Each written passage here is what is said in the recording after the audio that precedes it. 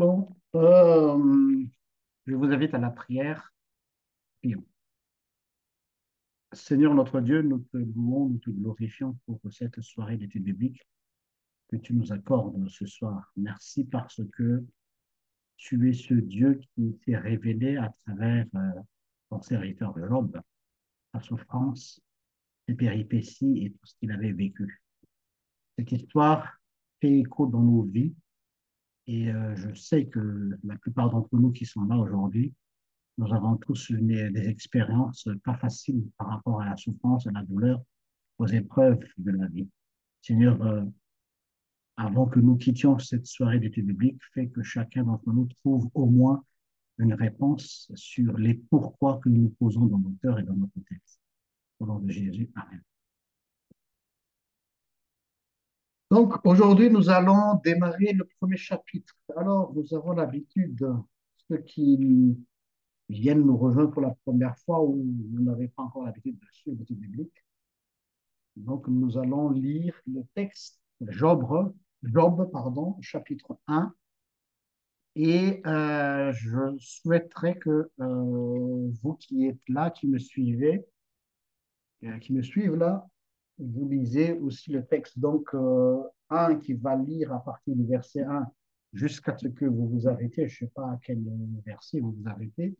Ensuite, il y a l'autre qui continue pour que, je ne dirais pas tout le monde, mais ce serait conseiller que tout le monde puisse lire jusqu'à ce qu'on termine au verset 22. Donc, Job, chapitre 1. Qui est-ce qui va démarrer?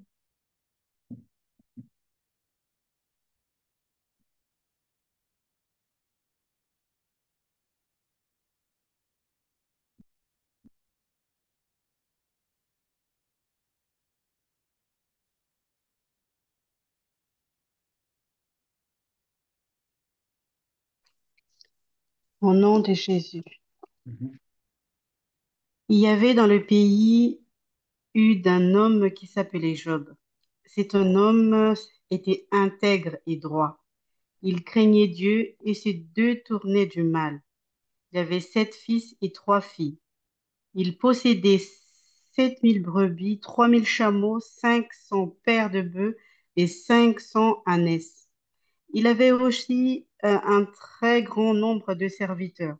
Cet homme était le plus important de tout le nomade de l'Est. Les fils de Job se rendaient visite les uns aux autres et organisaient chacun au tour de rôle un festin. Il invitait leurs 3 sœurs à manger et boire avec eux. Quand les jours de festin étaient passés, Job faisait venir ses fils pour le purifier. Il se levait de bon matin et offrait un holocauste pour chacun d'eux. En effet, il se disait, peut-être mon fils ont-ils péché, peut-être ont-ils offensé Dieu dans leur cœur. Voilà ce que je, voilà ce que faisait toujours Job. Qui est-ce qui continue à partir du verset 6? On va manger là. J'ai mis la table là. Je fais Mhm. OK avec quelqu'un. Un jour, le Fils de Dieu vint se présenter devant l'Éternel et Satan vint aussi au milieu d'eux. L'Éternel dit à Satan, d'où viens-tu? Satan répondit à l'Éternel, de parcourir la terre et de m'y promener. L'Éternel dit à Satan, as-tu remarqué mon serviteur Job? Il n'y a personne comme lui sur la terre. C'est un homme intègre et droit. Il craint Dieu et se détourne du mal. Satan répondit à l'Éternel, est-ce de façon désintéressée que Job craint Dieu? Ne l'as-tu pas entouré de ta protection, lui, sa famille et tout ce qui lui appartient? Tu as béni le travail de ses mains et ses troupeaux couvrent le pays. Mais porte donc la main contre lui, touche à tout ce qui lui appartient et je suis sûr qu'il te maudira en face. L'Éternel dit à Satan, Voici tout ce qui lui appartient. Je te les livre. Seulement ne porte pas la main sur lui. Satan se retira alors de la présence de l'Éternel. Alors qu'un jour le fils et le fille de Job mangeaient et buvaient du vin chez leur frère aîné, un messager arriva vers Job et lui dit, le bœuf labourait et les ânesses broutaient à côté d'eux. Des Sabéens se sont jetés sur eux et ils les ont enlevés. Ils ont tué les serviteurs à coups d'épée et je suis le seul à avoir pu m'échapper pour t'en apporter la nouvelle. Il parlait encore lorsqu'un autre messager arriva et dit, la foudre est tombée du ciel, a embrasé les brebis et les serviteurs et les a dévorés. Je suis le seul à avoir pu m'échapper pour t'en apporter la nouvelle. Il parlait encore lorsqu'un autre messager arriva et dit, de Chaldéens repartis en trois bandes se sont précipités sur les chameaux et les ont enlevés. Ils ont tué les serviteurs à coups d'épée et je suis le seul à avoir pu m'échapper pour t'en apporter la nouvelle. Il parlait encore lorsqu'un autre messager arriva et dit, pendant que tes fils et tes filles mangeaient et buvaient du vin chez leur frère aîné, un grand vent est venu depuis l'autre côté du désert et a frappé contre les quatre coins de la maison. Elle s'est écroulée sur le jeune Jean et ils sont morts. Je suis le seul à avoir pu m'échapper pour en apporter la nouvelle. Job se leva alors, déchira son manteau et se rasa la tête. Puis il se jeta par terre et se prosterna et dit, c'est nu que je suis sorti du ventre de ma mère et c'est nu que je repartirai. L'Éternel a donné et l'Éternel a repris. Que le nom de l'Éternel soit béni. Dans tout cela, Job ne pécha pas et n'attribua rien d'inapproprié à Dieu. Amen. Merci beaucoup. Voilà, donc nous allons parcourir ce premier chapitre qui est très déjà bien annoncé, très clair. Déjà au premier verset, il est dit, il y avait au pays d'Ouz un homme nommé Job, il y avait, pardon, et cet homme était intègre. Donc l'auteur annonce déjà la couleur. Job était intègre et droit. C'est très important de souligner cela. Et il faut savoir que dans le style de des littératures, l'idée principale, là où on veut attirer l'attention du lecteur, l'auteur met dans les deux ou trois premiers versets. Donc, tout est focalisé dans ce premier verset. Il montre un homme intègre et droit, et c'est pas fini. Il dit, il craignait Dieu et s'écartait du mal. Donc, c'est vraiment une intensité. Hein. L'auteur vraiment insiste beaucoup sur la qualité spirituelle et la qualité en matière d'éthique de ce serviteur de Dieu. Donc, c'est pas n'importe qui, c'est pas juste un monsieur, c'est pas juste un monsieur lambda au coin de la rue, mais c'est quelqu'un. Et ce quelqu'un, il a toutes les qualités d'un bon, si je me, on peut dire aujourd'hui un bon chrétien, mais bon, à l'époque, c'est pas encore le christianisme n'existait pas, un bon homme de Dieu. Et je veux m'attarder là-dessus. Le livre de Job, c'est un livre qui nous prend vraiment en contre-pied parce que il y a ce questionnement pourquoi cette souffrance qui est mal vue. Ce n'est pas la souffrance qui est problématique dans le livre de Job. Ce n'est pas le fait qu'il a perdu ses enfants, c'est normal. Tout le monde peut perdre son enfant, tout le monde peut souffrir, tout le monde peut être malade, tout le monde peut perdre son bétail. C'est des choses qui arrivent dans la vie. Mais ce qui est scandaleux, c'est ce que l'auteur veut montrer, ce qui est scandaleux dans ce livre, c'est le fait que comment se fait-il que tout cela arrive à un grand serviteur de Dieu. Et ce serviteur de Dieu, il est intègre, il est droit, il craint Dieu et il s'écarte du mal.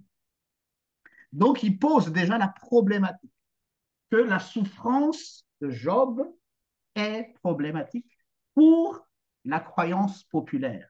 Donc ce livre, nous, euh, je pense que ce livre fait une déconstruction de notre imaginaire sur la manière dont Dieu devrait, et je dis bien dont Dieu devrait mener de la vie d'un serviteur de Dieu.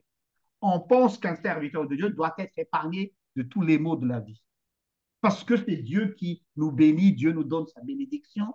Et donc, normalement, celui qui croit, celui qui a la foi, celui qui est correct aussi, il ne devrait pas souffrir.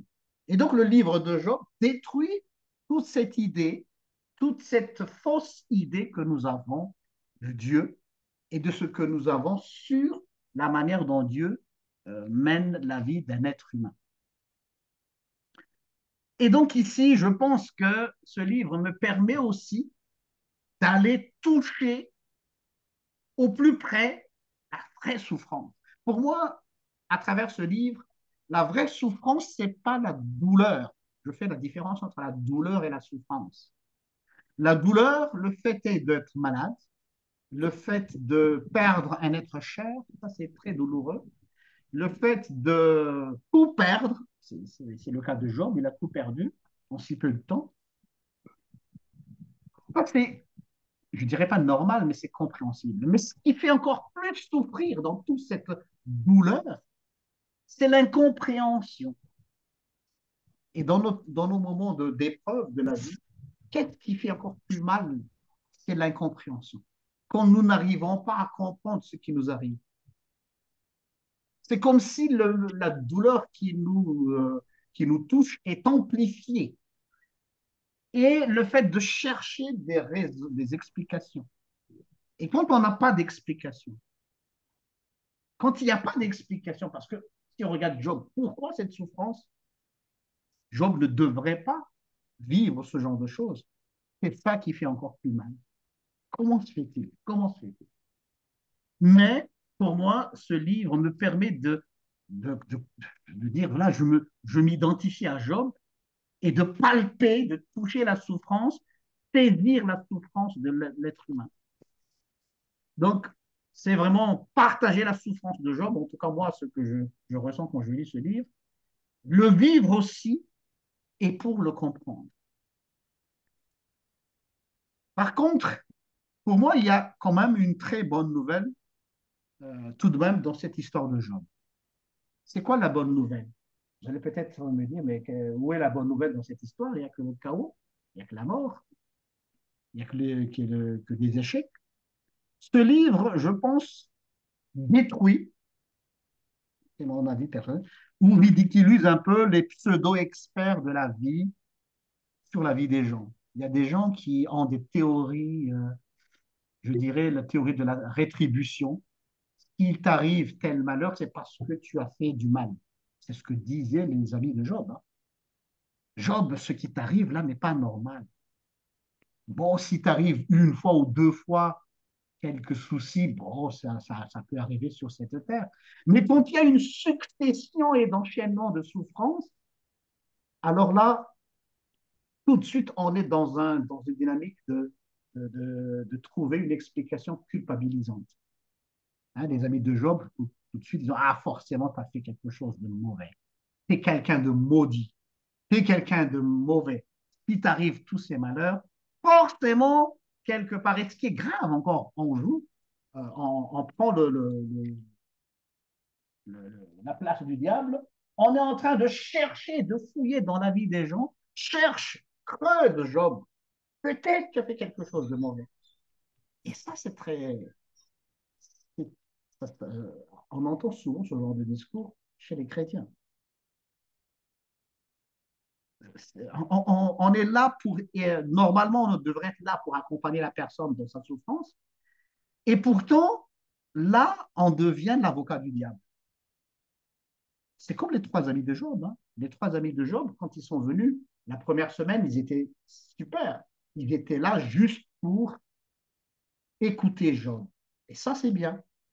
Ils étaient là pour voir ce qui se passe dans la vie de Job. Ça, c'est bien. Mais quand ils ont commencé à ouvrir leur bouche, entre guillemets, à donner leur avis sur ce que Job traverse, alors là, ça commence à aller dans tous les sens. Donc, pour moi, ce livre de Job nous donne vraiment des leçons de vie, comme quoi nous ne sommes pas des experts de la souffrance, des souffrances. Ne cherchez pas les raisons de nos souffrances. Parfois, il y a des choses qui nous tombent dessus comme ça, sans explication. Et parfois, pas parfois, mais souvent, on pense que si on trouve une réponse ou quelques réponses à nos souffrances, on penserait que là, on serait mieux dans notre cœur ou dans notre tête. Et ça, c'est une mauvaise réponse. C'est un mauvais procédé. Euh, et là, c'est le théologien qui parle. Vous savez, les amis, même si on fait de la théologie et qu'on étudie la Bible tant qu'on possible, il y a des choses qu'on ne peut pas expliquer dans la vie. C'est difficile d'avouer cela. C'est très difficile d'avouer ce que je viens de dire. Parfois, il y a des choses qu'on ne peut pas expliquer, que ça nous arrive, ça nous tombe dessus, c'est comme ça. Il n'y a pas forcément une explication. Et donc, ne forçons pas les choses à trouver des explications. Il faut accepter nos limites, nos finitudes. Et contrairement à ce que je viens de dire tout à l'heure, je pense que ce livre nous invite à se taire et respecter la douleur et la souffrance des gens. Pour moi, c'est ça. Quand les trois amis de Job étaient face à Job, ils n'ont pu rien dire au tout début, la première semaine. Moi, je suis aumônier, membre aussi de l'aumônerie hospitalière ici en Belgique. Et surtout en milieu hospitalier, on voit cette expérience. Je vois nettement la différence d'un aumônier et d'un pasteur. Un pasteur, il est toujours tenté de dire des choses. Pas tenté, mais on lui demande. Par exemple, on sollicite une visite pastorale. Qu'est-ce que les gens attendent d'une visite pastorale? Forcément, c'est de dire quelques mots pour réconforter les gens, pour consoler les gens là où ils sont en train de souffrir. Et c'est normal. Mais en aumônerie hospitalier, plus on dit des choses, plus on fait encore plus de mal. Surtout quand tu dois annoncer, le médecin te dit, bon, monsieur l'aumônier, il faut annoncer à la personne qu'elle est atteinte d'une maladie grave, non curable. Comment vous allez procéder? Et la manière dont vous allez procéder est annoncer la mauvaise nouvelle. Est-ce que vous serez tenté de lui dire, écoute, c'est la volonté de Dieu, il faut l'accepter, c'est Dieu qui a voulu que vous souffriez. Vous imaginez le poids et l'impact de cette phrase. Vous pensez faire du bien à la personne, mais plus vous dites des choses comme ça, plus vous donnez une mauvaise image de Dieu, comme si Dieu était un tyran, un sadique qui aimait faire souffrir les gens. Ou, au moment où vous allez annoncer la mauvaise nouvelle, vous allez encore culpabiliser la personne. Et c'est souvent ce qu'on fait. On pense aller vers les gens pour les aider, or on est en train de les enfoncer encore un peu plus dans leur souffrance. Donc faites très attention dans l'accompagnement. Accompagner, pour moi, c'est se taire dans le sens où ne vous précipitez pas tout de suite à dire quelque chose. Oui, il faut dire quelque chose après, mais prendre le temps d'écouter la personne. Et quand je dis écouter ici, ce n'est pas juste l'écouter à parler, mais dans la formation d'accompagnement pastoral, il y a toujours cette notion. Entendez ce que la personne n'ose pas dire. Savoir discerner dans ce qu'il dit et surtout ce qu'il ne dit pas. Vous voyez, je ne sais pas si je me suis fait comprendre. Surtout dans ce qu'il ne dit pas. Or, vous entendez vraiment ce, ce qui est derrière toute cette phrase, toute cette formulation, parce que les gens, ils essayent d'être corrects, être politiquement correct dans la manière dont ils expliquent leur souffrance, mais vous entendez quelque part, il y a un cri de désespoir, un cri de colère, un cri où il veut tout casser. Vous devez être capable de saisir cette souffrance. Et c'est ce que Dieu avait fait avec Job. Si vous lisez le livre de Job, Dieu n'a jamais donné son avis à Job. Il l'a laissé parler. Dieu est un grand psychologue, un bon accompagnateur. Job avait besoin de vider son sac. Et Dieu lui a permis de le faire. Ce n'est pas parce qu'il est Dieu que tu ne peux pas dire ce que tu as sur le cœur. Au contraire, il faut aider la personne à mettre des mots, M-O-T-S, sur nos mots, M-A-U-X. Oser dire ce qu'on ressent devant Dieu. Et ça, c'est la vraie prière. Ce n'est pas une prière, comment dirais-je, une prière hypocrite où là, tu dis des choses merveilleuses, bien à entendre, que les gens aiment bien entendre. Non, dis ce que tu as sur le cœur. Et Job, il n'a pas mâché ses mots contre Dieu. Mais cela lui a permis d'être guéri par la suite.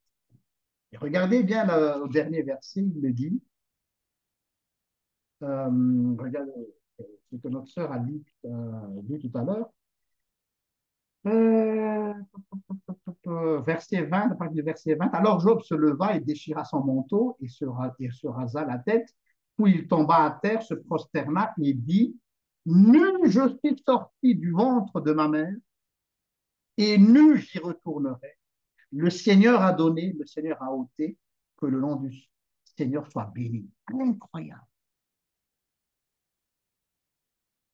D'où vient ce revirement? Et en tout cela, Job ne pécha pas et n'attribua à Dieu rien de changeant. Qu'est-ce que ça veut dire? Ça veut dire que à la fin du compte, c'est lui-même qui trouve la réponse. Ce n'est pas Dieu qui lui a donné cette réponse. Il faut que vous souligniez cela. Dieu est muet. Dieu se tait.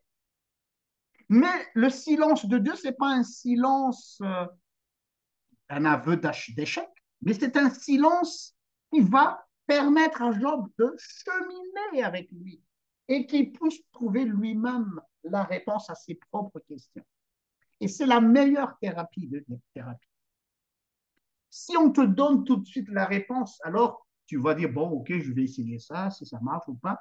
Mais ici, c'est Job qui a fait une très belle conclusion. Nu, je suis sorti du ventre de ma mère et nu, j'y retournerai. C'est vraiment une vérité absolue. C'est là que Job s'est rendu compte que même tout ce qu'il avait, ses biens, ses enfants, sa santé, son honneur,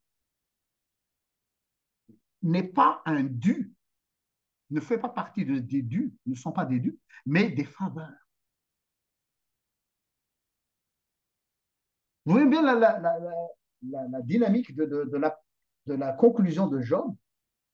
Au départ, il croyait que tout ce qu'il avait est le fruit de son travail, que tout ce qu'il avait est un dû, parce qu'il est bien, parce qu'il craint Dieu, parce qu'il est correct, parce qu'il est ceci, voilà. Donc, c'était sa croyance. Je suis quelqu'un de bien, je suis quelqu'un qui croit en Dieu, je suis quelqu'un qui craint Dieu, donc c'est normal que je sois riche. Donc c'est normal que j'ai de beaux enfants. Donc c'est normal. Mais c'est à la fin qu'il dit, mais non, tout ce que j'ai et tout ce que j'avais ne sont pas des récompenses, ni des primes, mais ce sont des grâces. Nu, je suis né. Donc il dit, j'ai rien finalement. Et nu, je retournerai dans la terre. Incroyable comme Dieu qui donne, Dieu qui ôte. Ce n'est pas juste une parole de consolation, c'est vraiment une parole de compréhension de la vie. Que je n'ai rien finalement, je suis qu'un pauvre mendiant, comme disait Luther. Je ne suis qu'un mendiant, c'est-à-dire que tout ce que j'ai et grâce, mais pas, euh, euh, c'est pas que Dieu m'est redevable. C'est ce qui est important dans cette explication. Donc, on va faire une petite analyse sémantique sur le mot intègre et droit dit au verset 1. Job chapitre 1, verset 1, je reprends. Il y avait au pays d'Ouz un homme nommé Job. Cet homme était intègre et droit. Donc, on est au premier chapitre. Hein. Il était intègre et droit. Il craignait Dieu et s'écartait du mal. Homme intègre et droit, craignait Dieu et s'écartait du mal. Intègre ici, c'est un homme pieux, dans le sens pieux, sans tâche. Quand on parle de tâche, ce n'est pas une question d'éthique, c'est plutôt en lien avec sa religiosité, sa relation avec Dieu. Donc, sans bavure, irréprochable, religieusement parlant. Pourquoi? Si vous avez bien suivi la lecture tout à l'heure, ses fils se réunissaient, par exemple, chez chacun d'eux, à tour de rôle. Donc, ils s'invitaient mutuellement pour un banquet. Et à chaque fête, à chaque repas, une fois qu'ils ont terminé leur fête, Job, soucieux du, euh, de tout ce qui est volonté de Dieu, il faisait venir pour les consacrer, il faisait donner des offrandes à Dieu, des holocaustes, au cas où ils ont fait des bêtises. Vous imaginez un peu la, la manière dont Job se mettait la pression. À part le fait qu'il soit correct envers Dieu, il se souciait aussi de ses enfants. Si jamais les enfants ont fait des conneries, au moins, je peux réparer cela à travers les sacrifices, les offrandes pour régler ce problème. Il est aussi intègre, correct devant les hommes. Non seulement devant Dieu, mais devant les gens. Regardez le verset 4 et 5. Quelqu'un peut relire le verset 4 et 5 pour préciser cette affirmation, les versets 4 et 5.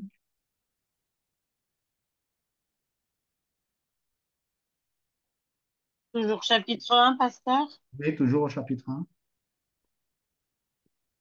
versets 4 à 5 que je lis au nom de Jésus. Les fils de Job se rendaient visite les uns aux autres et organisaient chacun un tour de rôle un festin. Ils invitaient leurs 3 sœurs à manger et boire avec eux. Quand les jours de festin étaient passés, Job faisait venir ses fils pour les purifier. Il se levait de bon matin et offrait un holocauste pour chacun d'eux. En effet, il se disait, peut-être mes fils ont-ils péché, peut-être ont-ils offensé Dieu dans leur cœur. Voilà ce que faisait toujours Job. Amen. Merci. Donc, il observait vraiment minutieusement les rites religieux au cas où ses fils feraient des bêtises. Donc, c'est un homme conforme à la religion, par rapport à la religion. Donc, être intègre ici n'est pas forcément quelqu'un de parfait comme on croyait, c'est par rapport à sa religion. Voilà. Donc, c'est un homme pieux.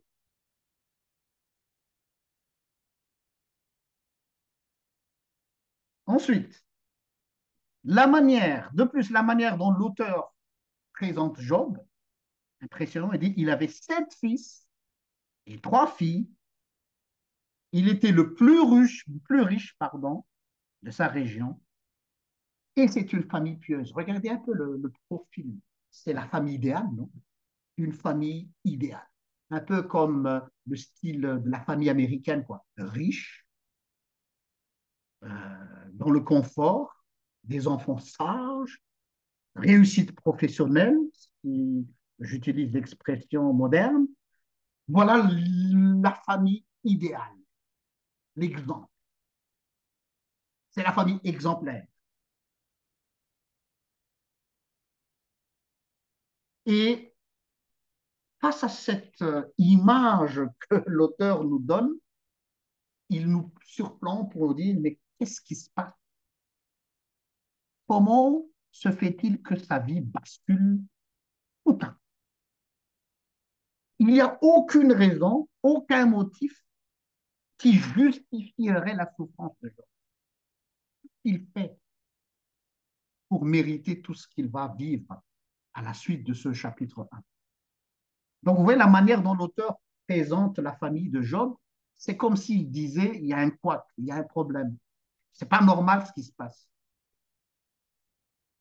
Et si l'auteur a mis cette histoire au premier chapitre, au tout début du livre, l'intégrité et la justice de Job, c'est parce que la question principale, est-ce que Job est-il si juste comme il le prétend?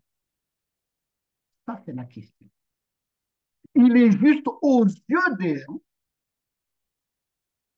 il est juste par rapport au rituel de sa foi, mais est-ce que ces choses-là lui permettent de se dire qu'il est juste devant Dieu? Vous voyez un peu la tension dont l'auteur veut attirer notre attention. Qu'est-ce qu'un homme juste pour nous? Si on se pose cette question-là, c'est un type bien, tu sais, c'est quelqu'un de bien. Par rapport à quoi? Par rapport à quoi? Par rapport à la société, parce que tout le monde l'apprécie, tout le monde l'estime au travail.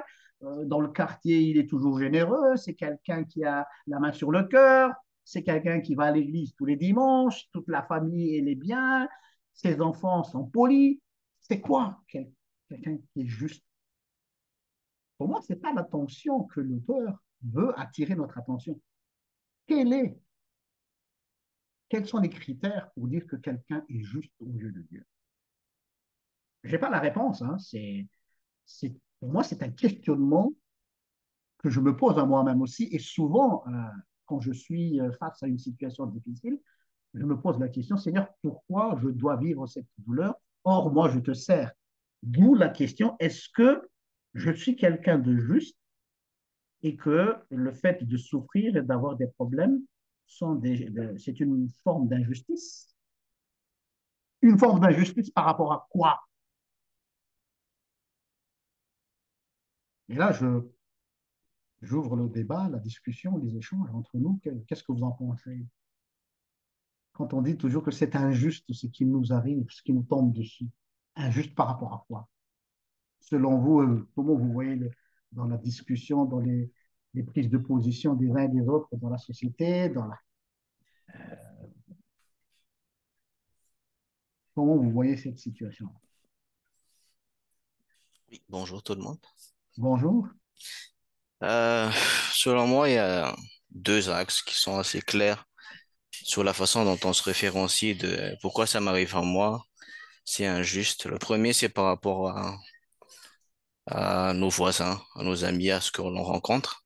Mhm, Souvent, on se positionne par rapport à ça pour dire, bah, écoute, moi, je trouve que je fais mieux par rapport à Dieu, par rapport à Rakout ou Rabé. Je comprends pas pourquoi c'est moi qui subis l'épreuve alors que eux, je sais très bien dans leur secret de vie qu'ils font telle magouille. mhm, Et pourtant, ils sont prospères. Donc ça, c'est le premier point sur lequel on va juger une injustice. Je parle pas de justice, je parle bien d'une injustice. mhm, Et le deuxième, c'est vraiment par rapport à nos propres actes à nous. mhm, Souvent, on estime une injustice par les actes qu'on a accomplis en disant, bah écoute, exactement la même réflexion que, écoute, moi, je sers bien l'Église, je suis tout ce que le pasteur dit, je donne mes dîmes, j'élève mes enfants à la mhm. bonne manière que Dieu a recommandé. Pourquoi c'est encore cette injustice? Dans mon cas personnel, c'est vraiment ces deux axes-là qui, entre guillemets, me Ouais. tient à la gorge à chaque fois que je ressens ce sentiment-là. Mhm. Merci pour ton avis. Les autres, qu'est-ce que vous en pensez? Oui, Phil. Bonsoir à tous. Bonsoir. Personnellement, moi, pasteur, une injustice, c'est la décision d'une personne qu'elle peut prendre pour stigmatiser d'autres personnes et en faire un règlement de compte personnel. C'est-à-dire Mhm, que c'est arbitraire, donc ça ne repose sur aucun fait ou action bien ou mal faite. C'est vraiment parce que j'aime pas cette personne, donc je lui fais tout ce qu'elle fait, pour moi, c'est pas bon. Et personnellement, moi, je parle par rapport à mon expérience personnelle, Mhm, d'avoir été arbitrairement exclue voilà, parce que je ne correspondais pas aux standards classiques de certains milieux, en fait. mhm, Donc, pour moi, ça, c'est foncièrement injuste d'exclure quelqu'un sans lui donner aucune chance de quoi que ce soit, même si la personne fait tout vraiment de bonne volonté et avec comment dire, une mentalité saine, quoi, sans arrière-pensée. Mais quoi que cette personne fasse, de toute façon, on va lui trouver des choses à reprocher et puis pour en arriver à l'exclure et à la stigmatiser, en fait. Et ça, c'est une profonde injustice pour moi. mhm. OK, Merci. merci Philippe. Est-ce qu'il y a d'autres personnes qui veulent intervenir, qui souhaitent intervenir avant que je continue? Je vais rebondir sur ce que Toulouse, c'est ça, hein? Toulouse, hein? Voilà. Ce que Toulouse Il y a a dit tout tout. à l'heure. La prospérité, jusqu'aujourd'hui, depuis l'Ancien Testament, la prospérité était l'échelle de valeur pour mesurer la justice d'un homme ou d'une femme. C'est-à-dire que c'est en fonction de ce que tu as, si tu es béni, entre guillemets, je mets des guillemets entre le mot béni parce que déjà le mot bénédiction pose problème. Si tu es aisé, allez, on va dire comme ça, dans ta vie, tu as de beaux enfants, tu as réussi professionnellement parlant, forcément tu es quelqu'un de bien. Ça, c'est le schéma stéréotypé de l'Ancien Testament. On appelle ça la théologie de la rétribution. C'est-à-dire que c'est en fonction de ce que tu as fait que tu vis. C'est un peu le karma pour certaines croyances. Donc voilà l'échelle. Hein. Donc le fait d'être riche ou quelqu'un qui a tout réussi, c'est quelqu'un forcément de bien. Et c'est cette idée-là que le livre de Job détruit. Que non, la vie n'est pas ce qu'on croit. C'est pas si carré que ça, comme quoi 1 plus 1 égale 2. Non, la vie est plus compliquée que cela. Toukri, tu veux intervenir? Bah, oui, oui, bonsoir à tous. Oui, désolé. Bah, en fait, oui, on est tellement obnubilé par le mérite. C'était d'abord, enfin, c'était la séance de toute la semaine. En fait, c'est au mérite, au Mhm, mérite, au mérite, au mérite, au mérite. On pense à chaque fois, on nous a tellement inculqué cette valeur-là que, au final, à un moment, on pense l'avoir. Et on pense tous, c'est le mérite, quoi, en fait. mhm, Tu viens de le dire, donc je pense que j'aurais plus grand-chose à dire. Mais tu viens de l'expliquer, mhm. donc voilà. C'est, Merci de tout confirmer. est, tout est détruit. Ouais, voilà. Et pour moi, merci Toukri. Et pour moi, c'est ça qui est libérateur dans ce livre de Job, parce que ça me permet de penser que même si je suis dans l'échec selon la société, j'ai échoué dans la vie. On peut mettre toute une liste, qu'est-ce que ça veut dire échouer? Voilà, j'ai pas pu construire une famille, j'ai tout perdu, j'ai pas mon boulot, je suis malade, je suis exclu, je suis tout ce que vous voulez comme liste de souffrances. Cela ne veut pas dire que tu es quelqu'un de maudit de Dieu. Et ça, c'est la bonne nouvelle du livre de Job. Parce que cette idée-là, ça a été l'idée principale dans la croyance juive et même aujourd'hui chez des familles très pieuses dans le christianisme. Le christianisme ne véhicule pas cette idée-là. Parce que tout est grâce. Dans le christianisme, le sola gratia, non seulement le salut de l'âme, mais aussi les grâces de Dieu. C'est quoi les grâces de Dieu? Le fait d'avoir une bonne situation font partie de la grâce. Et la grâce, tu ne peux pas l'expliquer. La grâce, c'est l'opposé du mérite que tout vient de dire tout à l'heure. Et ça me fait penser à pas la parabole, mais le riche qui est venu vers Jésus, là. Vous vous rappelez, le jeune riche, qui disait, qui demandait, que dois-je faire pour avoir la vie éternelle? Et il est bien précisé qu'il était très riche. C'est intéressant de voir pourquoi l'évangéliste a précisé cette partie-là. L'homme, il était très riche. C'est très important. Donc, il veut marquer cela. Et pourtant, il vient vers Jésus. Que dois-je faire pour avoir la vie éternelle? Donc, pour moi, est-ce une vraie question ou une manière de se vanter publiquement devant tout le monde que lui, il mérite la vie éternelle parce qu'il est quelqu'un de bien et il y a des preuves visibles que c'est quelqu'un de bien parce qu'il est très riche. Vous avez entendu ce que Jésus lui a répondu, ah mais tu sais ce qui est écrit dans la loi, Jésus a fait exprès parce qu'il voyait où il voulait en venir, il jouait dans son jeu, ben, tu connais la loi, ah mais j'ai tout fait moi. Depuis ma tendre enfance, je suis quelqu'un de réglo. Donc, ta question n'était pas une vraie question. C'était pas une. Pour moi, ça, c'est mon avis personnel. C'était pas une soif. C'est pas une question qui voulait avoir une réponse, mais c'est une manière de se valoir devant tout le monde que moi, si je suis ce que je suis aujourd'hui, c'est parce que je suis quelqu'un de bien. Et il voulait se vanter devant Jésus pour dire, dis à toutes ces personnes-là que je suis quelqu'un de correct. Et dans l'évangile de Marc, j'aime bien l'évangile de Marc, lui, il est très chirurgical. Il est écrit, et Jésus le regarda, d'autres versions, Jésus l'observa et l'aima et lui dit, il te manque une chose. J'aime bien cet enchaînement. Jésus le regarde. Si on regarde ça dans le texte grec, c'est comme si Jésus le scannait. Jésus est en train de faire une sorte de description, il est en train de le voir dans tout son détail, donc il est en train de dévoiler, de révéler qui il est.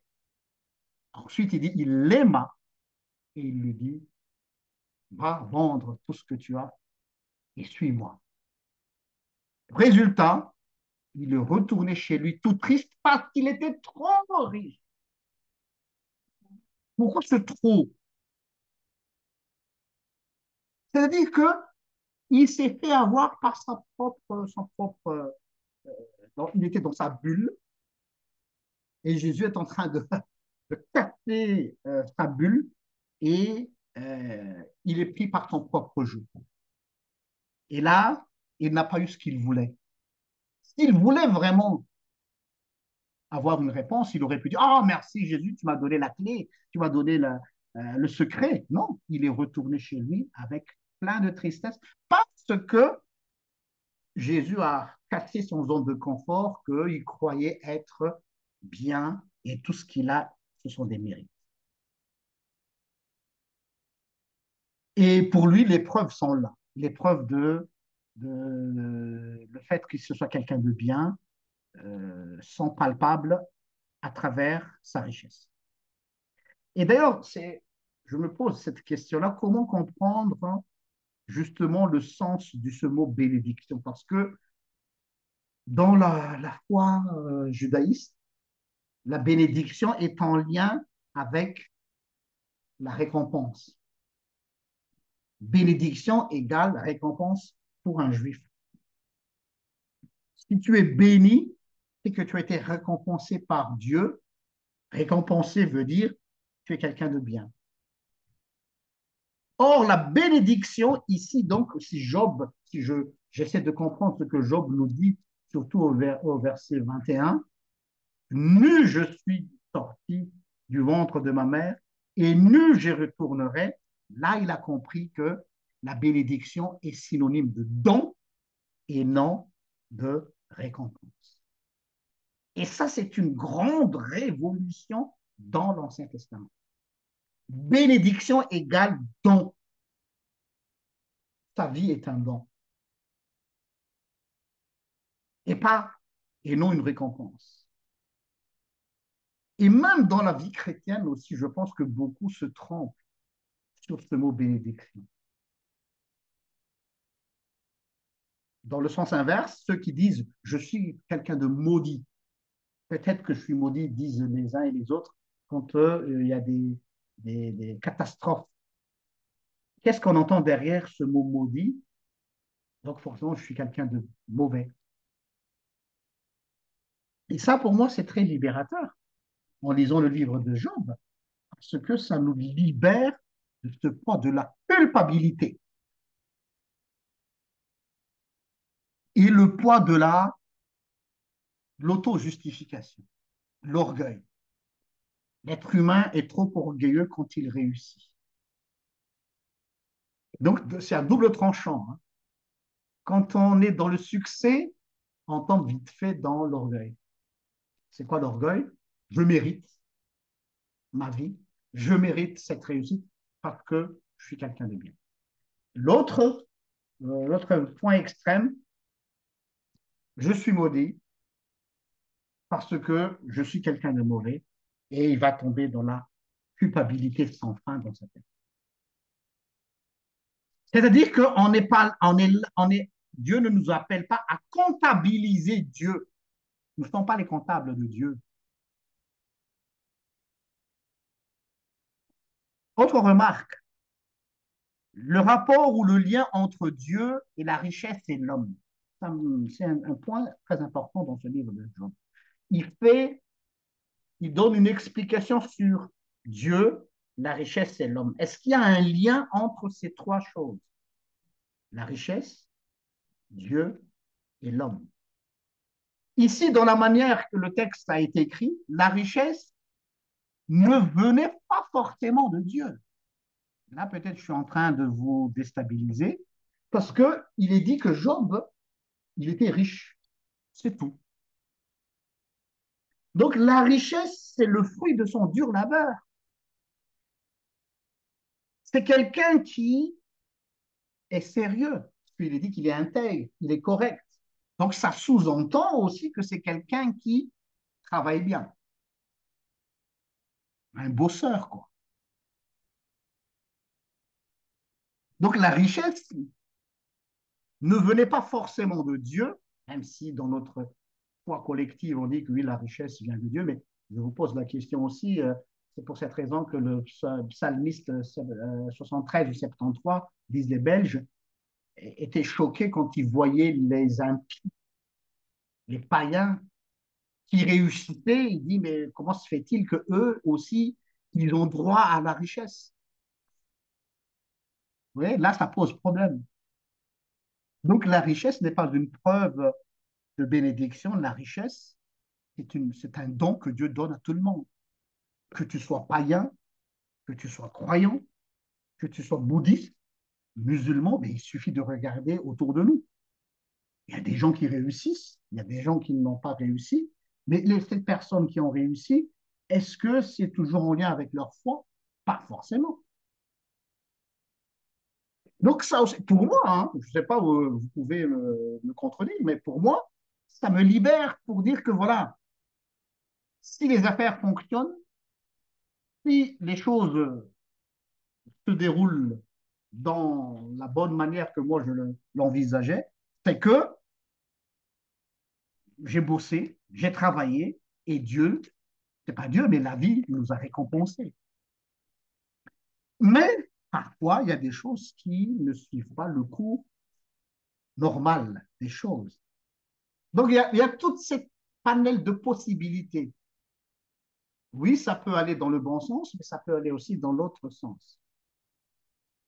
Mais là où je veux en venir, c'est que ça ne doit pas être une preuve de notre intégrité par rapport à Dieu.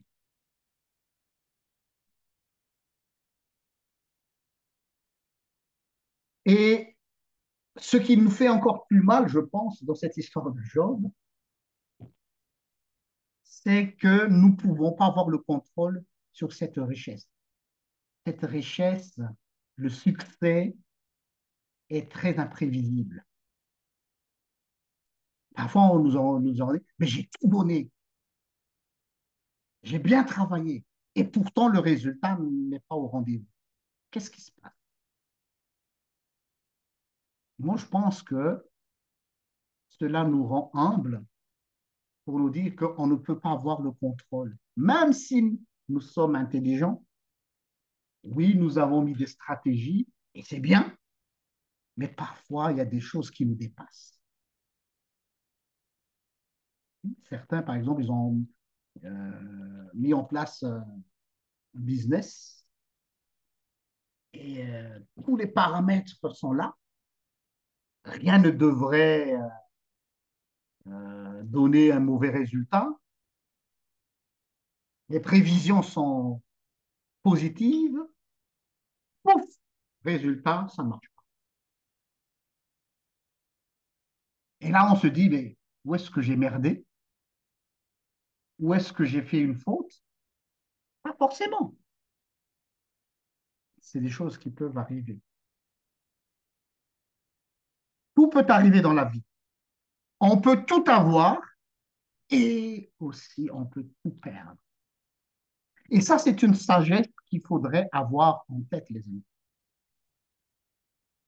Quand on est conscient qu'on peut tout perdre en une seule minute, cela nous oblige à être humble. Cela nous oblige à ne pas être orgueilleux. Cette possibilité de tout perdre, indépendamment de notre volonté, indépendamment de ce que nous avons fait.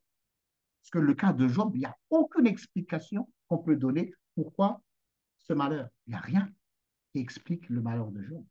Mais c'est arrivé.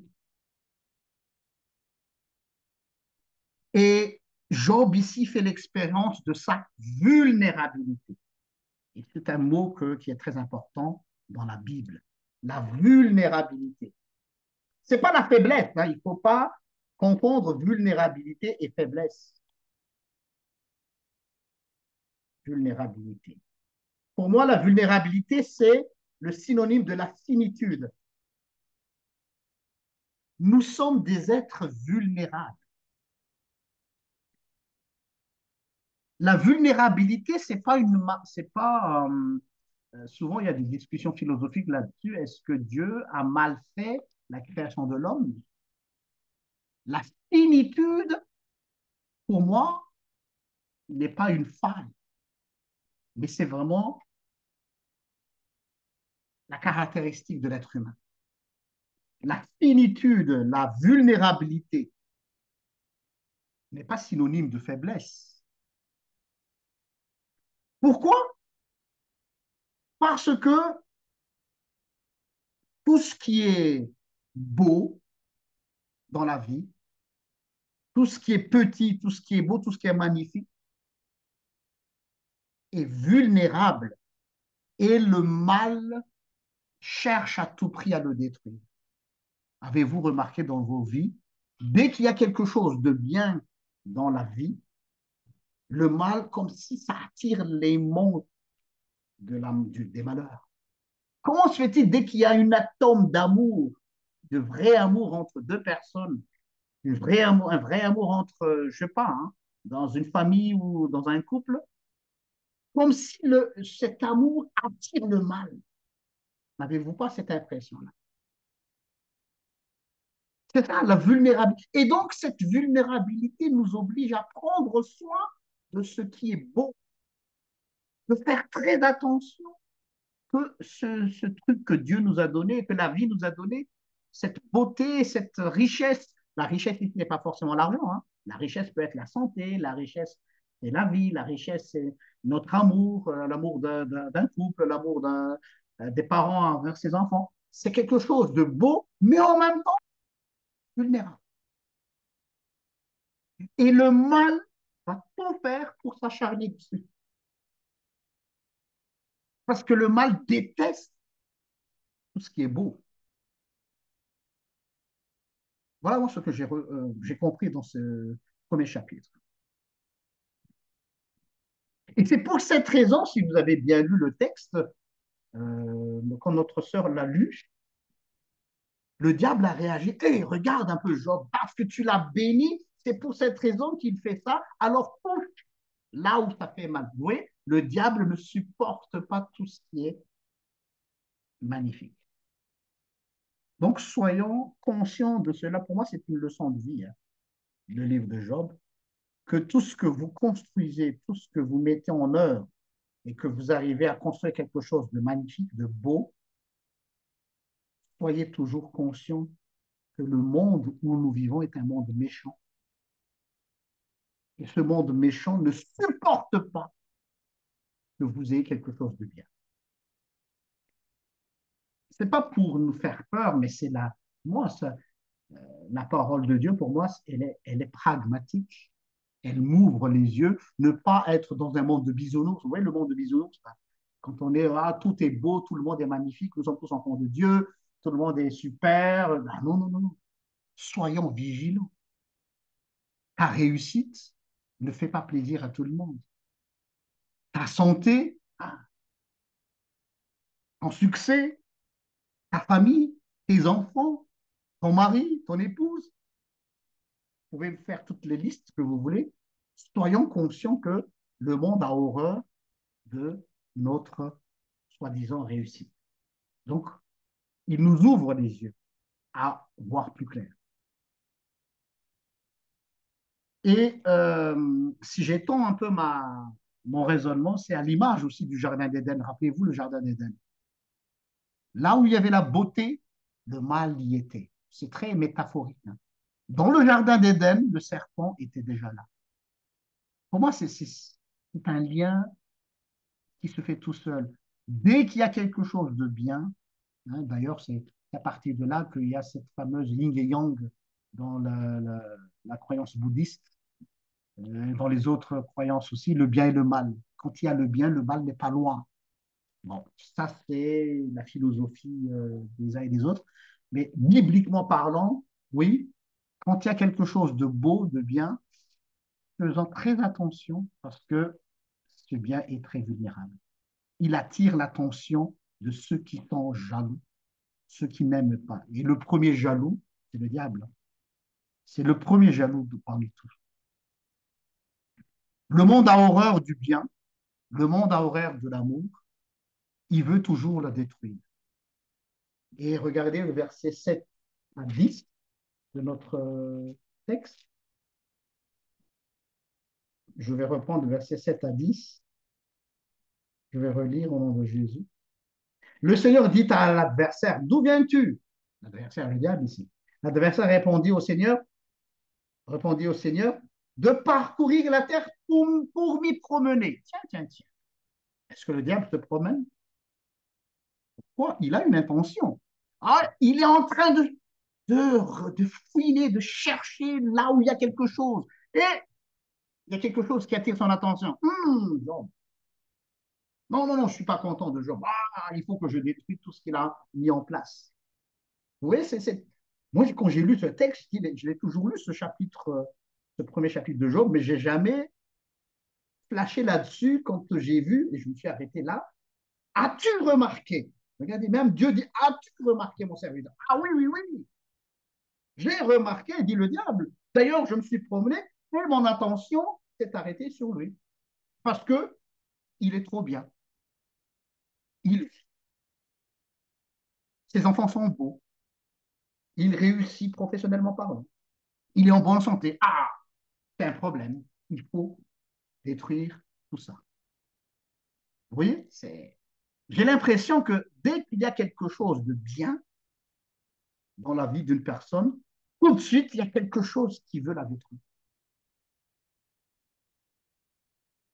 Donc, pour moi, ce Job, chapitre 1, est très important. C'est un appel à notre conscience que nous devons être très, très vigilants. C'est pas juste, moi, je ne suis pas dans le fatalisme pieuse, qu'on voit, voilà, j'attends la providence, j'attends après la pluie le beau temps. Donc, on est passif, on attend que les choses se passent. Non, pour moi, ce livre de Job est un appel à prendre le dessus et à être conscient de ce qui peut nous arriver et de profiter, je ne dirais pas du moment, mais de bien prendre soin de ce que Dieu nous a donné. Être vigilant chaque fois qu'il y a quelque chose, le succès ou la réussite. Le mal n'est pas loin. Il y avait un prédicateur que j'aimais bien, il s'appelle Fernand Legrand. Il disait, le diable, il est jaloux de notre place devant Dieu. Si le diable s'est rébellé contre Dieu, c'est à cause de nous. L'attention de Dieu sur l'homme, l'intérêt de Dieu pour l'homme. Dieu a tant aimé le monde. Comment se fait-il que Dieu a créé tout ça juste pour l'être humain? Non, il ne supporte pas ça. Et donc, il va mettre le paquet pour détruire tout ce que Dieu nous a donné. Et il n'a pas raté, hein. Il le fait bien. Donc, le mal n'est pas là. Le diable qui parcourt la terre, qui rôde comme un lion affamé, qui cherche sa proie et qui la trouve. Et Jésus l'a dit aussi, nous sommes dans un monde hostile à tout ce qui est bien. Jean chapitre 16, verset 33, quelqu'un peut lire ce verset? Jean 16, 33.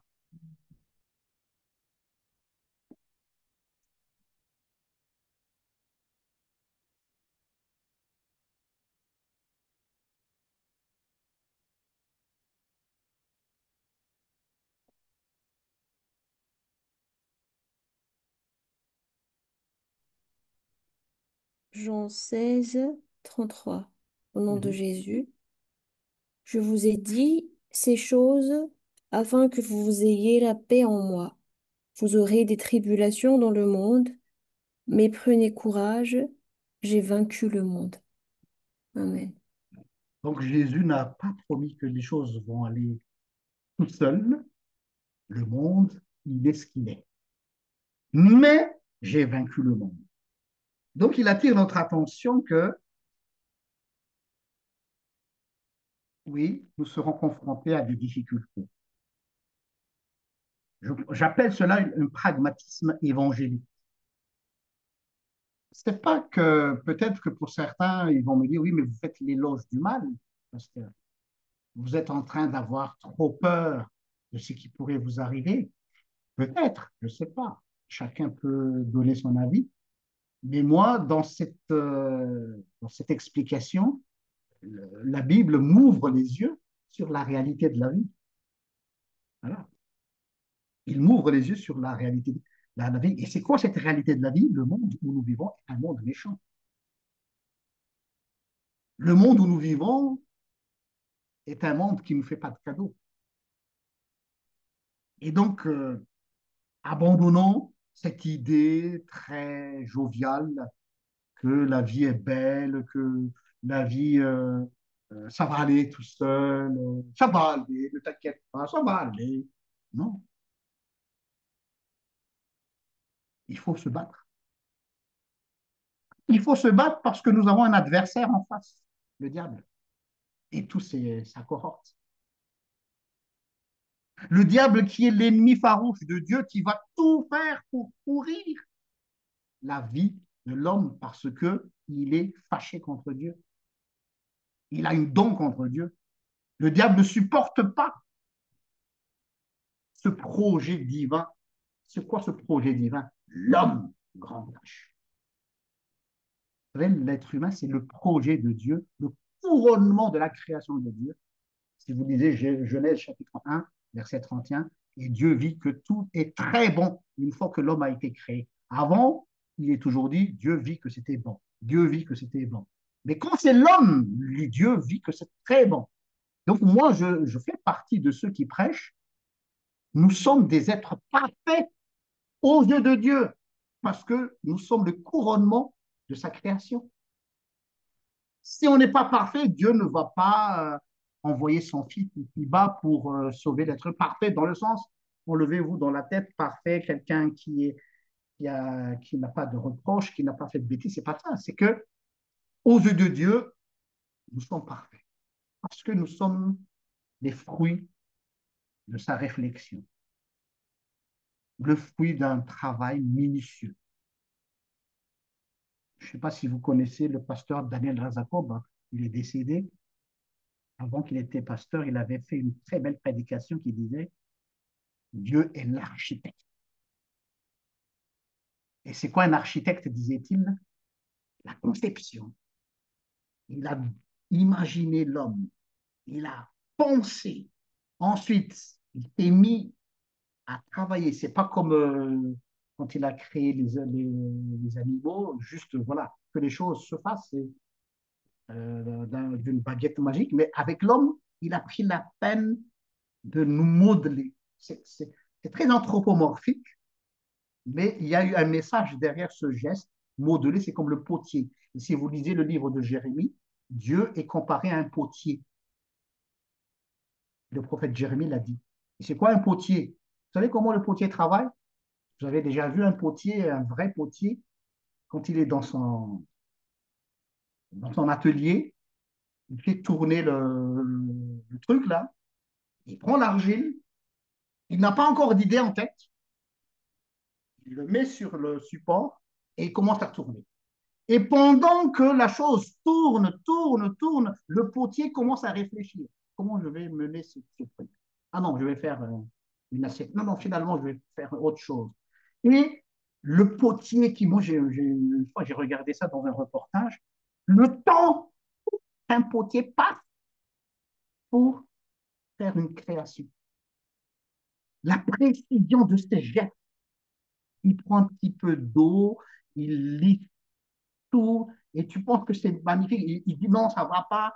Il refait, il reprend, jusqu'à ce qu'il soit satisfait. Donc, ça demande du temps, de l'énergie, de la concentration, tout son savoir-faire dedans. Et une fois que c'est fait, il dit voilà, c'est parfait. Et cette idée du potier qui est magnifique, je pense, comment Dieu nous a façonnés. L'homme, le projet homme, est un projet divin. Et ça, le diable ne supporte pas. C'est pour ça qu'on l'appelle le jaloux. Hein? Diable veut dire le jaloux. Il est jaloux de cette attention de Dieu sur l'homme. Et même le psalmiste, allez, je vais vous donner cette référence. J'aime trop ce psaume. Euh, attendez, je vais vous donner le passage. Ah,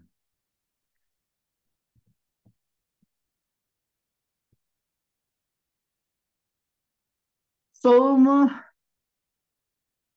chapitre 8, verset 5. Quelqu'un peut lire ce passage?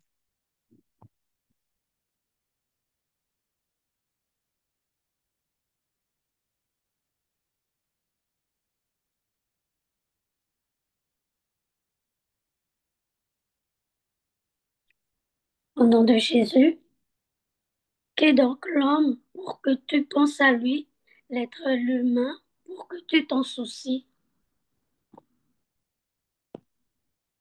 Une question sans réponse. Qu'est-ce que l'homme pour que tu penses à lui et que tu t'en soucies? Oui, c'est une très belle question. Et je vais terminer avec ce, après vous pouvez poser vos questions, ce verset suivant, attendez.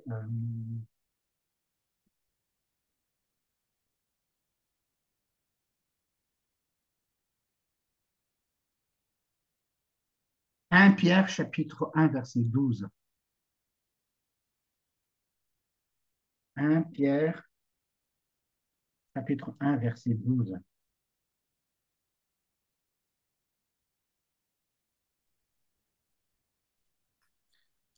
Euh, il leur a été révélé que ce n'était pas pour eux-mêmes, mais pour vous, qu'il était au service de ce message. Les hommes qui vont au péché, qui vous ont prêché l'évangile par le Saint-Esprit envoyé du ciel, vous ont aussi maintenant annoncé ce message dans lequel les anges eux-mêmes désirent plonger leur regard. Voilà. Surtout ce dernier passage. Les anges désirent plonger leur regard. C'est-à-dire l'intérêt des anges. Les anges se posent des questions, mais comment se fait-il que ce Dieu est fou d'amour pour l'être humain? Qu'est-ce qu'il y a d'exceptionnel en l'homme? C'est une très belle question, non? Or, nous, si je continue ce verset, c'est comme s'il disait, Mais qu'est-ce qu'il y a de si spécifique en l'homme pour que Dieu prenne tout son temps, son énergie, juste pour cet homme qui n'est qu'un glébeux, un poussiéreux. Et par contre, nous, en revanche, nous sommes là pour le servir matin, midi, soir. Les anges sont là pour vénérer Dieu. Ils font partie, entre guillemets, selon notre propre description. Et pourtant, les anges ne reçoivent même pas le centième de la considération de l'être humain. Ils n'arrivent pas à comprendre. C'est quoi cet amour? Et là, d'où le thème de notre étude d'écologie, Dieu est-il faible face à l'homme? Ce Dieu tout-puissant, ce Dieu qui fait trembler les nations, face à sa créature, l'être humain, Dieu semble être faible, pas dans le sens négatif, mais il devient doux comme un agneau, le Dieu tout-puissant, face à l'être humain qu'il aime tellement. Voilà. Si vous avez des questions ou vous voulez réagir, vous pouvez aussi donner vos avis. Le but de l'étude biblique, c'est l'échange aussi, surtout l'échange. Oui, tout. Oui, j'ai une question. J'aimerais revenir sur ce que tu as dit, pasteur, tout à l'heure sur. C'est vraiment une question d'un être humain qui a peur, qui se soucie et qui veut avancer en même temps. Tu as dit tout à l'heure que euh, on peut faire et tout ce qui résulte dans notre vie, c'est le résultat de nos actions, c'est quelque chose ce qu'on mérite. Mais rien n'est garanti parce que la grâce est donnée par Dieu, mais rien ne garantit que ça va durer ni que ça va rester là après tous les efforts qu'on a fait. Du coup, pratiquement, ça donne quoi en fait pratiquement dans notre vie? Où est-ce qu'on doit se positionner? Où se trouve l'équilibre? On travaille sans rien espérer, sans rien espérer à ce que quelque chose dure pour nos enfants, pour nos petits-enfants, ou on travaille à quel moment Dieu intervient, à quel moment il n'intervient pas? Pour être concret dans ma question, bah, par exemple, à quel moment le Romain 8, 28 se concrétise vraiment dans notre vie? Quel est l'équilibre entre ne pas rester passif, être actif, mais ne pas aussi être dépressif en se disant, à quoi ça sert tout ça? En se rappelant de ce que le livre de Lamentation va dire, bah, tout est vanité. Où est l'équilibre sur lequel on doit se poser comme pensée, je veux dire bien? Quelle est la pensée sur laquelle on doit se mettre pour être dans la pratique efficace sur la terre, mais aussi juste devant Dieu? Oui, très belle question, parce que c'est une question existentielle.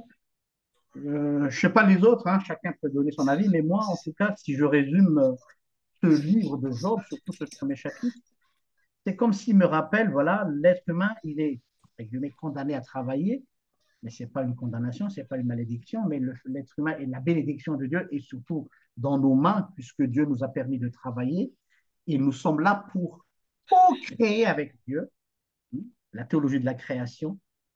Nous sommes aussi, nous avons cette image de Dieu qui crée des choses.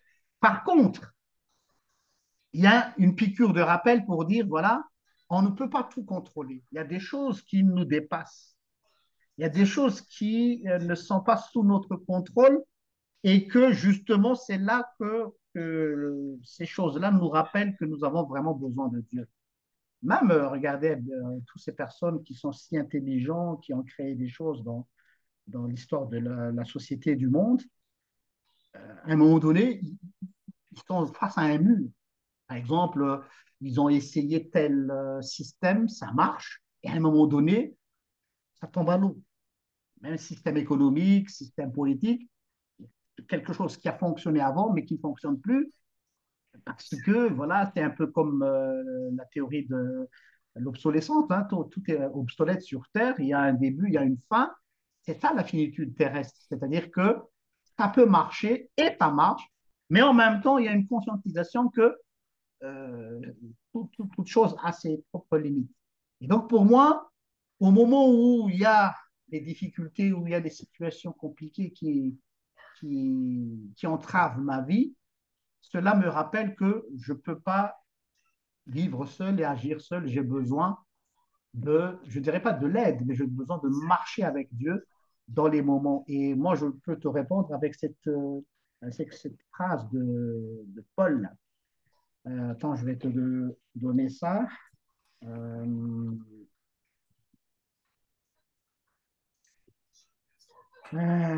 Philippiens, chapitre 4, versets 12 et 13. Je te demande de lire si tu peux. Philippiens, Je chapitre 4, sais, versets 12 et oui. 13. Ah, cette belle phrase de Paul. Mhm. Je sais vivre dans la pauvreté, je sais vivre dans l'abondance. Partout et en toutes circonstances, j'ai appris à être rassasié, à avoir faim, à être dans l'abondance et à être dans le besoin. Je peux tout par celui qui me fortifie. Voilà. Et surtout, cette dernière partie, beaucoup utilisent ce verset à tort et à travers, je sais tout. Mais le je sais tout ici, ce n'est pas une performance, c'est-à-dire que je m'apprête à tout vivre. Donc, si un jour je perds tout, ça fait partie de la vie. Et si un jour je réussis, je n'aime pas le mot j'ai réussi, mais j'ai le succès, il faut apprendre à vivre dans le succès. Ce n'est pas facile aussi à vivre dans le succès, hein. Les gens ne savent pas vivre dans le succès, soit ils tombent dans l'orgueil, soit ils se prennent pour Dieu. Et c'est là le problème. Et quand on est dans la souffrance aussi, on pense qu'on est le plus maudit. Donc, Paul, il a compris la chose. J'apprends à vivre dans toutes les situations et toutes les circonstances de la vie. Voilà pour moi comment je prends les choses face à ce qui peut arriver dans ma vie. Ok, merci. Mhm. Merci. Oui, Touk. Oui, merci. Oui, effectivement, on nous a, même la Bible nous demande de travailler, en fait. Parce que même dans Genèse, on nous dit, bon, bah, à partir de maintenant, vous allez manger que à partir de la sueur de votre front. Mhm. Donc, quelque part, Dieu nous demande effectivement de travailler. Et Dieu nous a vraiment appris comme quoi, à partir du moment où on travaille, il y a un résultat. Et généralement, c'est un bon résultat. En tant qu'humain, on est resté sur ça. Et on aime tellement rester dans cette vision-là. En fait, oui, j'ai travaillé. Je vais récolter quelque chose de bien. La semence, parabole de la semence, et puis tout ça, en fait, on dit énormément de choses sur ça. Mais quelque chose qu'on n'arrive vraiment pas, que moi, personnellement, j'arrive vraiment pas jusque-là à accepter, c'est que effectivement, malgré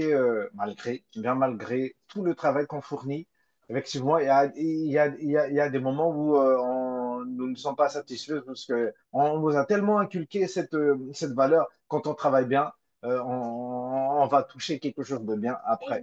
Et j'enlève la richesse. Effectivement, la richesse ne vient pas sans travailler. J'enlève le mérite, l'image qu'on a dans la société, en fait, parce que la société, effectivement, quand on est vraiment sage, quand on est assez doux, quand on est enfin, assez, au final, assez hypocrite, on récolte une image assez glorieuse vis-à-vis de la société. Mais la santé, on dit, ouais, il faut pas manger gras, faut pas manger sucré, faut pas manger salé pour avoir une bonne santé. Mais au final, au final, la santé, c'est vraiment pas quelque chose qu'on peut mériter, je pense. Parce que Voilà. c'est pas parce que tu n'as jamais mangé de gras, sucré, salé que tu vas être en bonne santé et que tu vas vivre 90 ans. Excusez-moi, de temps en temps, je bois de l'alcool, je suis un fervent admirateur du sel, et puis voilà, jusque-là, Dieu m'a donné encore une bonne santé. Donc, au final, oui, il y a un travail, mais oui aussi, à côté, il y a cette quelque chose qu'on ne saura jamais expliquer. Voilà. Parce que, effectivement, on aime tellement les explications, on aime tellement bien la raison, On aime Mhm. tellement bien parce qu'on a fait ça qu'on va récolter ça après ou parce qu'on a fait ça.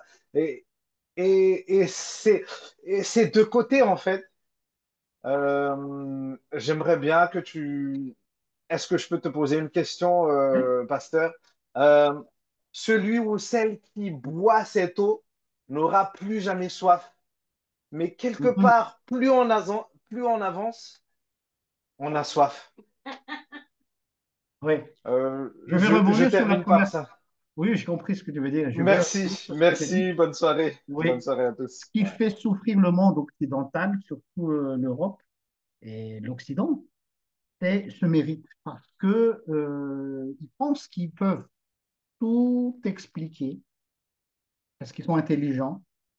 Et quand les choses ne vont pas dans le sens qu'eux, ils ont prévu, ça fait très mal à la tête. Quand on n'a pas le contrôle sur ce qui devrait être contrôlable. C'est ça pour moi la souffrance. Je fais la distinction entre la souffrance et la douleur. La douleur, c'est ce qui nous arrive.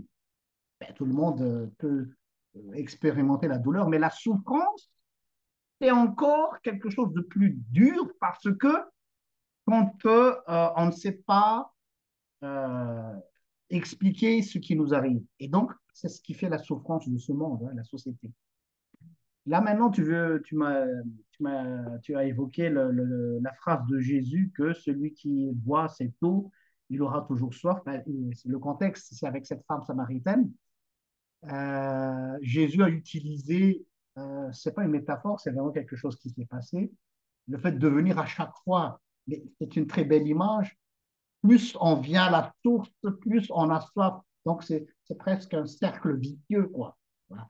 Euh, Ce que nous prenons dans ce monde va encore créer d'autres besoins. Et ainsi de suite, et ça ne va pas s'arrêter, et ça va même créer d'autres problèmes, et ainsi de suite. Et Jésus, lui, il a bien compris la chose, et il a fait bien comprendre plutôt à la femme que ce que tu cherches, tu ne le trouveras pas. Et tous ont bien dit tout à l'heure la référence de Coëlette, des Ecclésiastes, vanité des vanités, tout est vanité. Albert Camus le parle aussi.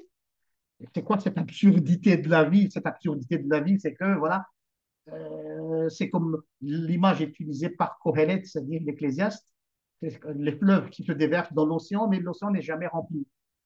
C'est magnifique comme image. Hein. Donc, tous les fleuves du monde se jettent dans l'océan, dit l'Ecclésiaste, si vous lisez l'Ecclésiaste, et pourtant, l'océan est toujours le même.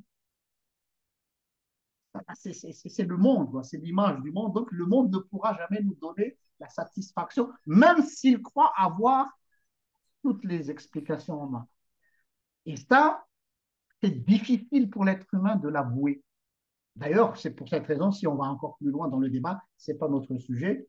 Moi, j'insiste là-dessus. Moi, quand j'ai fait mes études en théologie, je n'ai jamais accepté cette idée d'athéisme. Pour moi, c'est l'athéisme, c'est un refus de croire.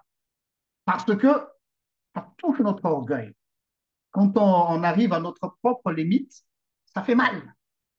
Et qu'on ne sait plus expliquer. Ah non, non, ça ne va pas. Forcément, il y a une raison, forcément, il y a une raison, mais non. Et la science même, par exemple, avec le mur de Planck, on ne peut pas expliquer le calcul du Big Bang. Il y a une limite qu'on peut expliquer. Et à partir du mur de Planck, on ne peut plus expliquer.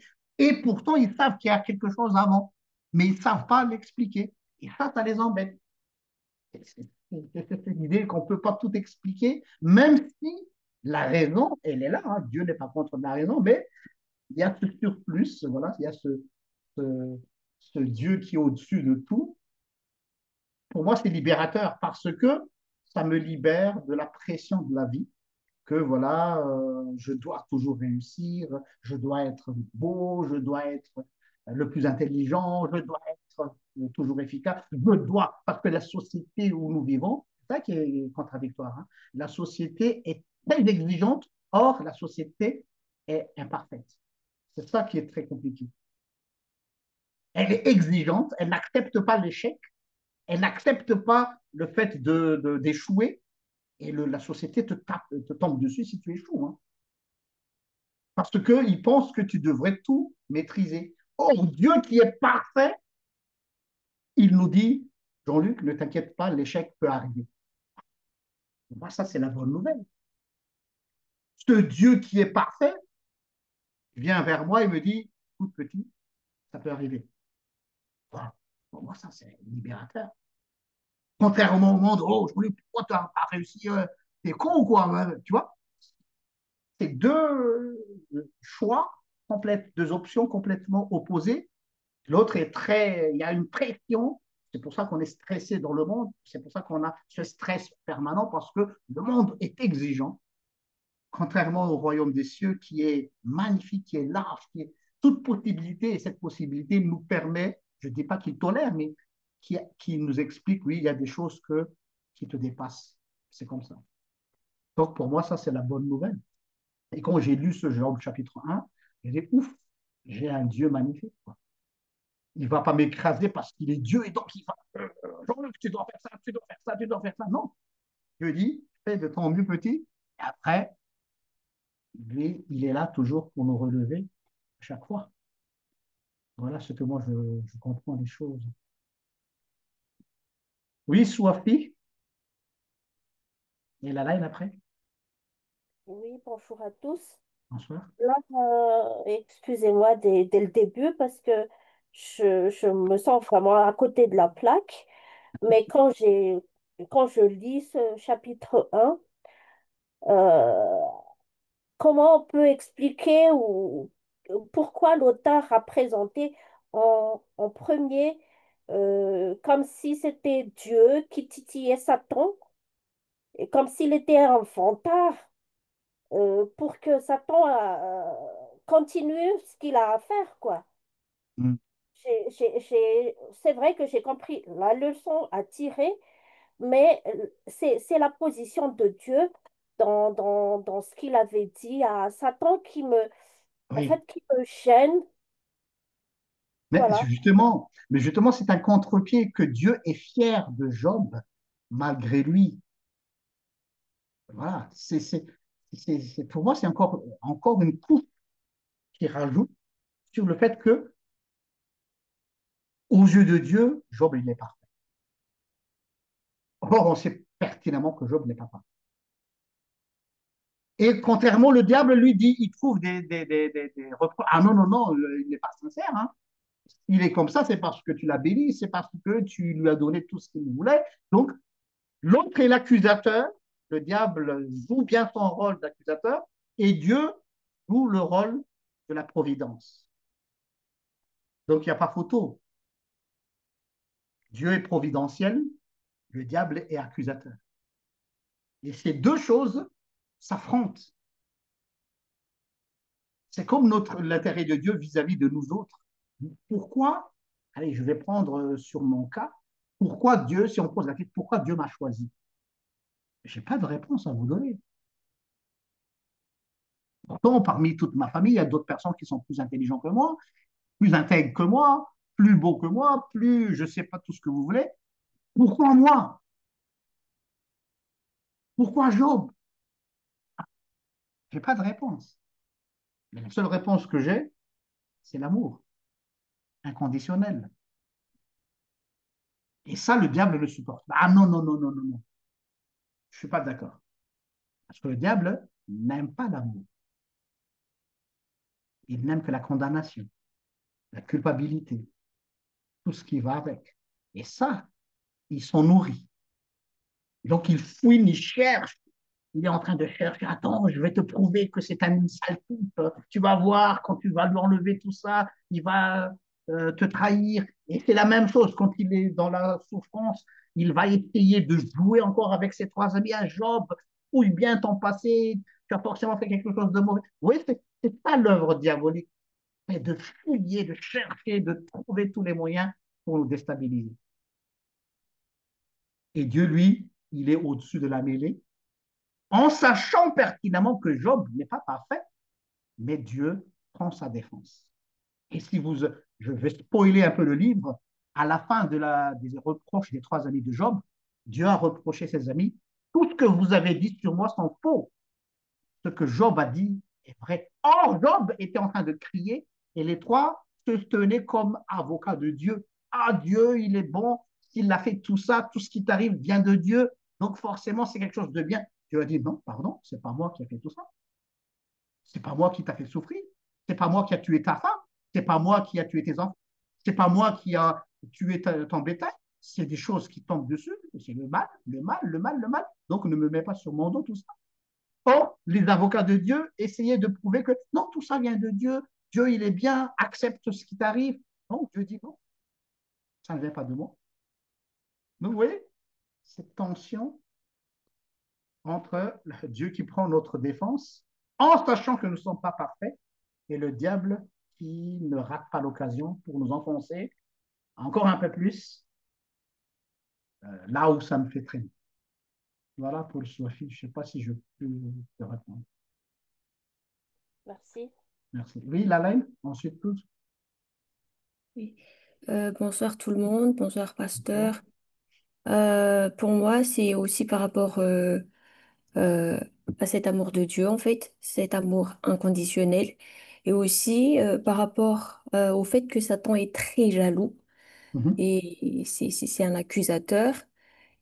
Du coup, est-ce qu'on peut dire que euh, la plupart des enseignements de nos jours sont vraiment diaboliques?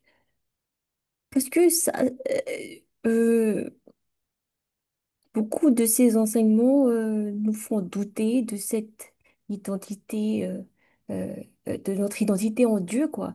mhm. Nous culpabilisent, nous font sentir Digne. on n'est pas assez, assez saint, assez Mhm, propre pour s'approcher de Dieu et tout. Euh, En fait, moi aussi, j'étais vraiment à côté de la plaque hein, par rapport à cette histoire de Job parce que ouais. j'ai vraiment cru. Ah bon, en fait, c'était vraiment des. C'était vraiment. Hmm, je pensais des trucs vraiment contraires de ce que vous avez expliqué.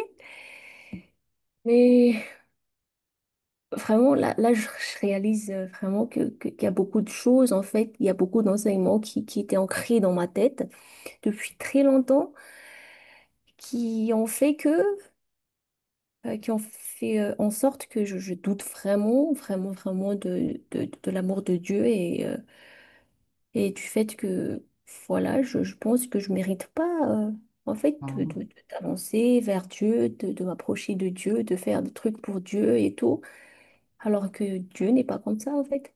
Et Or, il c'est prend Satan ta défense même. Il est de ton côté. oui, oui. Et puis, c'est Satan, en fait, ces enseignements. En fait, c'est très diabolique et c'est Oui, Satan c'était très... qui a ancré tout ça Oui, oui. dans ma tête. Et voilà. Oui, Euh, c'est très C'était ça dans mon destructeur. Oui, tout ce imagination. que tu as dit tout à l'heure, c'est vrai que malheureusement, il y a des enseignements comme ça qui est très culpabilisant, mais en même temps, on aime bien si je résume tout ce que tu as dit et ce que tout le monde pense, c'est toujours cette histoire de mérite. Mhm, On aime tellement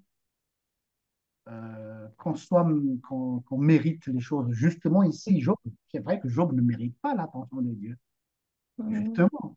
Mais contradictoirement parlant, Dieu se met de son côté. Et ça qui est scandaleux. Pourquoi? Ça, c'est l'intérêt et l'amour que Dieu a pour son serviteur. Et le fait que Sophie a bien expliqué tout à l'heure, comment se fait-il que Dieu se vend devant le diable? Regarde, Job, il est bien ce mec, il est ceci, il est cela. Contrairement au discours du diable, il dit, ah, mais attends, non, non, non, il n'est pas clean, hein, il n'est pas clair ce gars. Ah, attends, attends. C'est deux tableaux complètement opposés. Donc la question qui se pose, à qui tu vas prendre attention? Ce que le diable dit ou ce que Dieu te dit? Parce que ce que le diable te dit est vrai, t'es nul, t'es mauvais, t'es tout ceci, et tu mérites la mort. Tout ce qu'il te dit est vrai, hein? Mais il ne faut pas l'écouter. Contrairement à Dieu, je dis, oui, c'est vrai que tout ce que le diable t'accuse, tu es ceci, tu es cela, mais je t'aime. À toi de choisir. À qui tu vas prendre plus d'attention, ce que le diable te convainc ou ce que le Seigneur te dit. Donc, il faut vraiment il faut avoir la foi pour croire à cette bonne nouvelle qui nous fait tomber de notre chaise. Parce que c'est quelque chose qui est contradictoire, justement. Et donc, si on suit la logique, il faut écouter le diable. Le diable dit logique. Mais la grâce s'en fout de la logique. Voilà, ça c'est la grâce. Mhm. Je ne sais pas si je me suis fait comprendre, mais voilà. J'ai bien compris ce que tu dis, mais ben voilà, c'est malheureusement, il y a des enseignements qui vont dans le sens contraire et que les gens aiment toujours, ah, il faut faire ça, il faut faire ça, tu dois faire ça, tu. Moi, quand j'entends un enseignement qui commence à dire tu dois, j'éteins ou je zappe. Parce que c'est pas ça la bonne nouvelle. C'est pas du tout Et cela. puis, oui, exactement. Et c'est justement le fait qu'on peut pas on peut pas suivre ça à 100% en fait. Et ils disent que, voilà, Oui, qu'on mais en mérite plus, ça, quoi. ils se mentent envers eux-mêmes, hein. Mhm. Ils réclament des choses qu'eux-mêmes, ils ne peuvent pas le faire. Oui, exact. Ouais. OK. Oui, merci, Good. pasteur. Ensuite, Phil, Thierry. Oui, et j'aimerais vous partager une réflexion de ma part et je vais le présenter sur trois points. Le premier, donc, je vais me permettre d'ajouter une réponse à la question de Souafi et de Lalaine. Mhm. Vous savez, moi aussi, j'ai été terrifié quand j'ai lu ce passage où Dieu a dit, est-ce quand Satan est venu et dit, bah, je suis parti un peu partout, et c'est Dieu qui engage la conversation en disant, est-ce que tu as remarqué, Job? On dirait que il attire l'attention de Satan vers Job en disant, bah, regarde ici, alors que le pauvre, il a rien demandé, il fait sa vie. Mhm. Ensuite, justement, dans ma peur, j'ai réfléchi à ça, mais pourquoi tu as attiré le regard sur Job? Ça veut dire que tu peux faire la même chose sur moi. Mais quand j'ai dépassé cette peur, je me suis dit, OK, prenons cette discussion, mais rabaissons-le à notre niveau humain. Mhm. Si moi j'ai un coach, par exemple, moi j'ai pratiqué le tennis pendant longtemps et que mon coach voit mes compétences, Mhm. voit ce que je peux faire et me met en avant tout le temps, Mhm. qu'importe le public devant ou qui Mhm. demande. Cet acte, ça ne veut pas dire qu'il m'envoie en sacrifice quelque part. C'est parce Mhm. qu'il voit le potentiel en moi. Et c'est là où je commençais à pouvoir me réconforter, tout mon première réflexion. Si Dieu montre Job, c'est pas parce qu'il veut l'envoyer à l'abattoir, c'est parce Non. qu'il est fier de lui et il le met en avant pour dire, voici euh, quelqu'un à laquelle je suis fier. C'est comme si un ami ou un coach qui dit, bah, toi, je sais ce que tu es capable de faire, donc pour aller plus loin, je te mets en avant. Mhm. Donc, ça, c'est le premier point qui m'a aidé à comprendre la suite.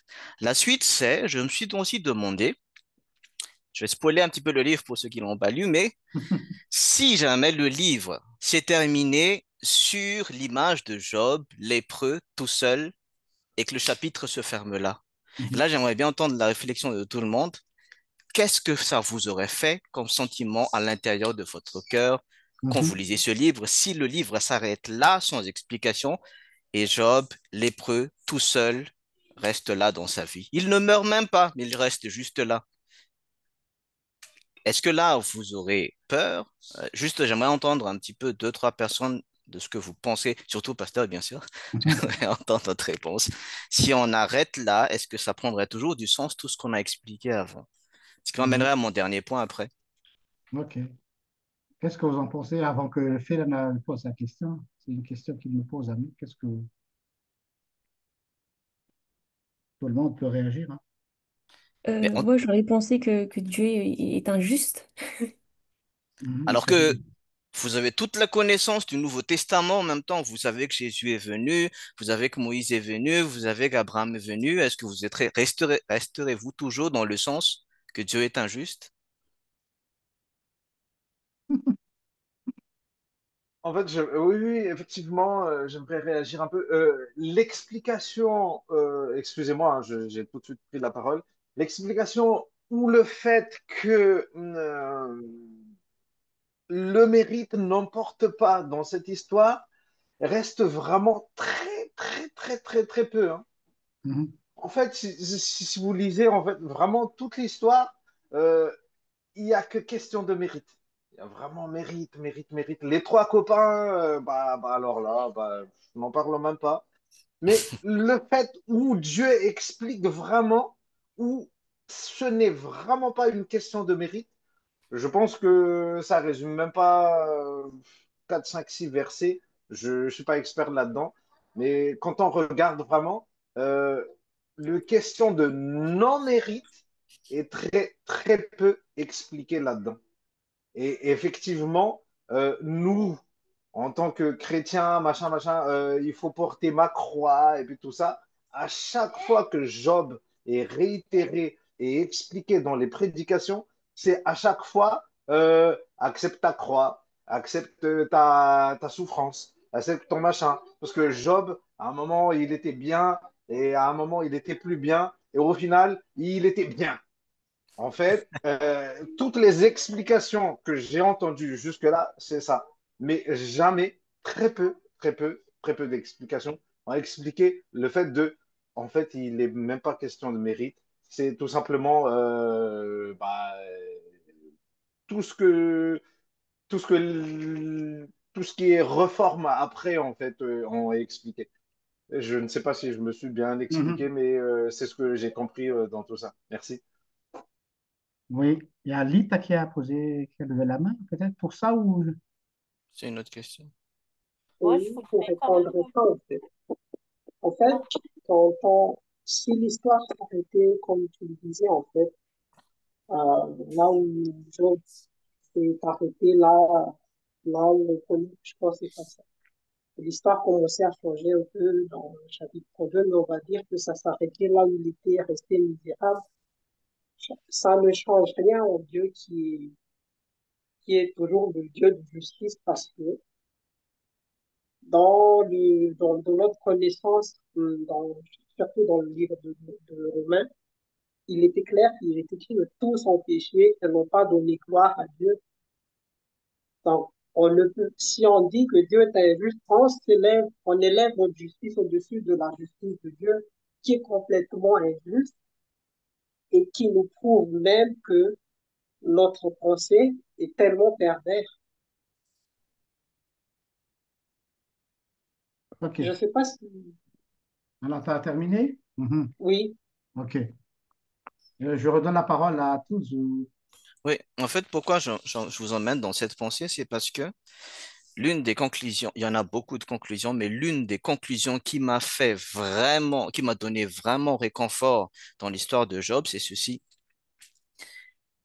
Euh, Dieu, en lui faisant, je ne sais pas si l'histoire a eu lieu ou si c'est un mythe, mais en lui choisissant, en lui fait passer par cette histoire, Dieu lui fait un cadeau.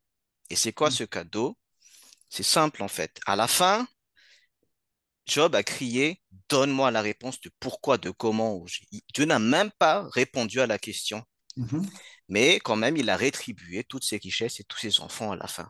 Le cadeau que Dieu a donné à Job dans ce chemin, c'est exactement la même vie qu'on passe aujourd'hui. C'est que il a permis à Job de vivre des moments extrêmement difficiles, tout en s'assurant à la fin qu'il va être rétribué c'est une décision qu'il a déjà prise. Sûrement qu'à la fin, je vais lui redonner ça. Quel est le cadeau en question? C'est que imaginez, nous, en tant qu'être humain, imaginez dans la tête de Job l'expérience qu'il a acquis à la fin.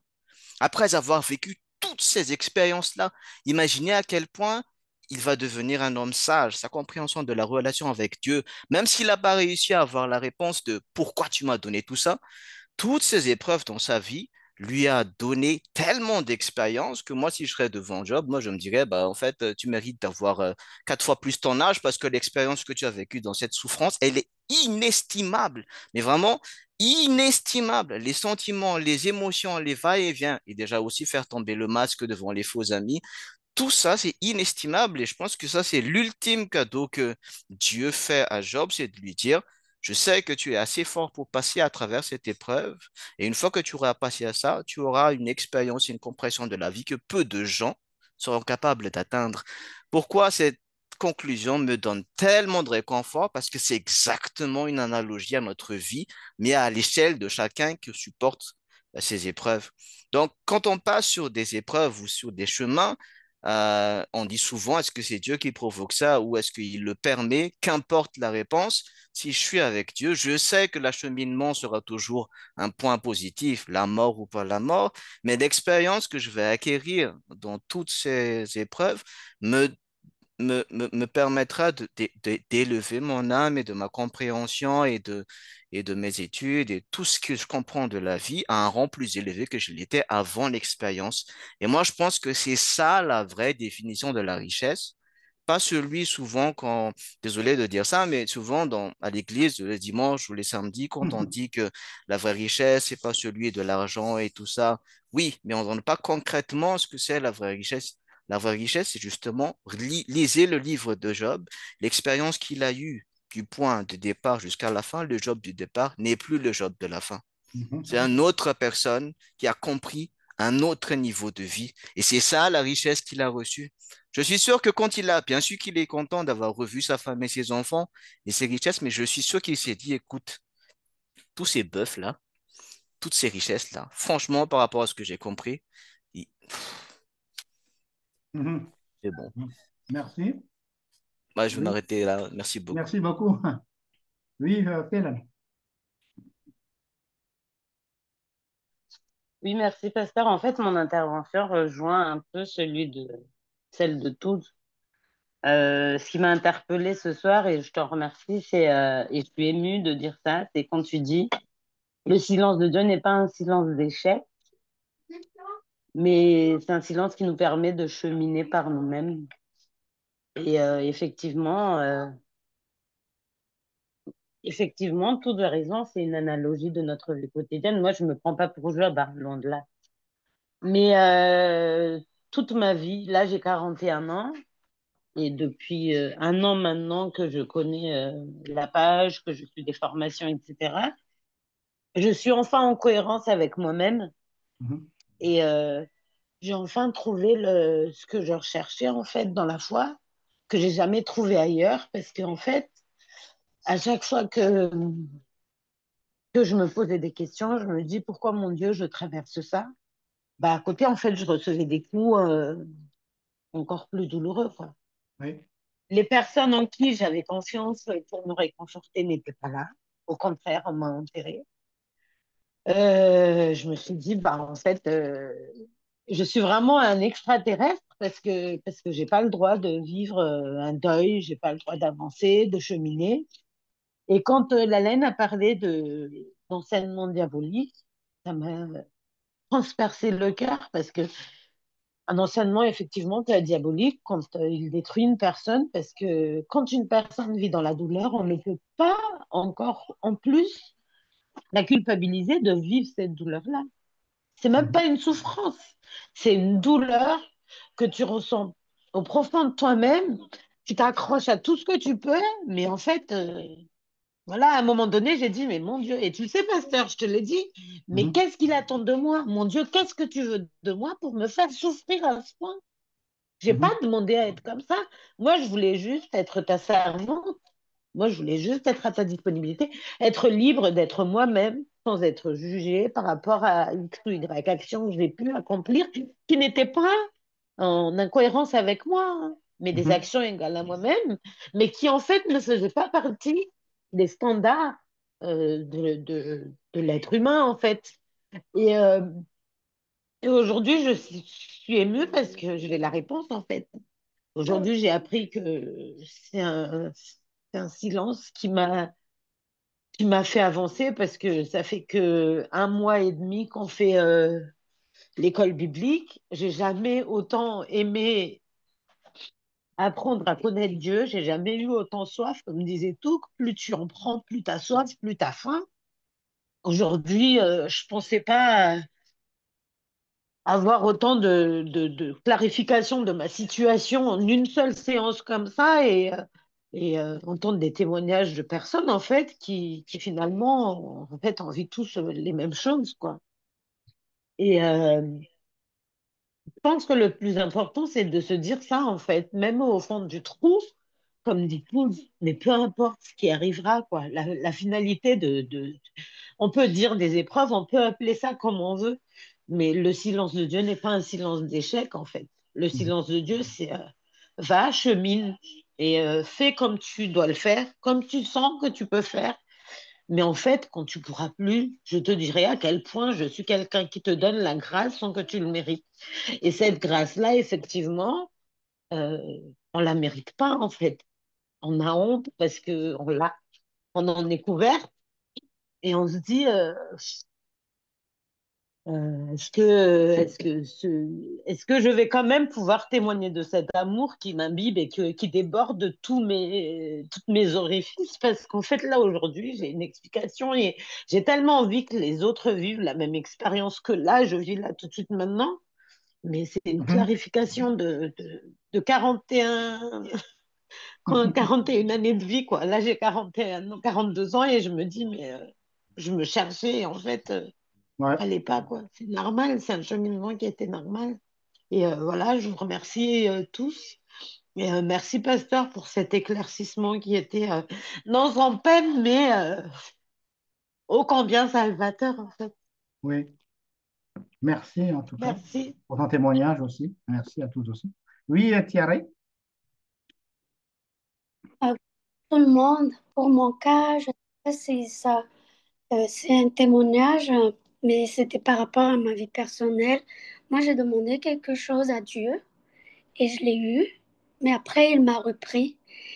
Et je peux pas dire qu'il m'a repris, mais ça n'a pas abouti à ce que moi j'en voulais, à la finalité des choses. Mais c'est vrai que la question de pourquoi, quand on va aller trop chercher le pourquoi, le Dieu, il est tellement malin que toi, à la recherche de ce pourquoi, il va te donner une réponse. Et une réponse, ça qui est, comme vous avez dit, pasteur, ça va être vrai, en cohérence dans ce que tu as fait.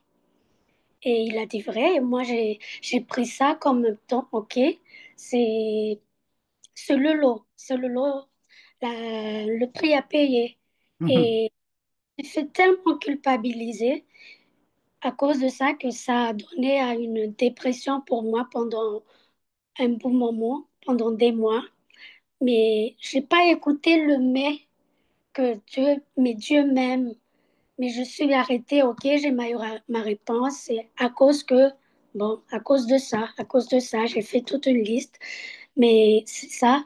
Mais grâce à Dieu que j'ai eu une famille qui m'a bien soutenue et aussi que j'ai aussi votre page comme quoi, en étant un collègue avec Dieu, à perpétuer, à faire le bien, en coexistant,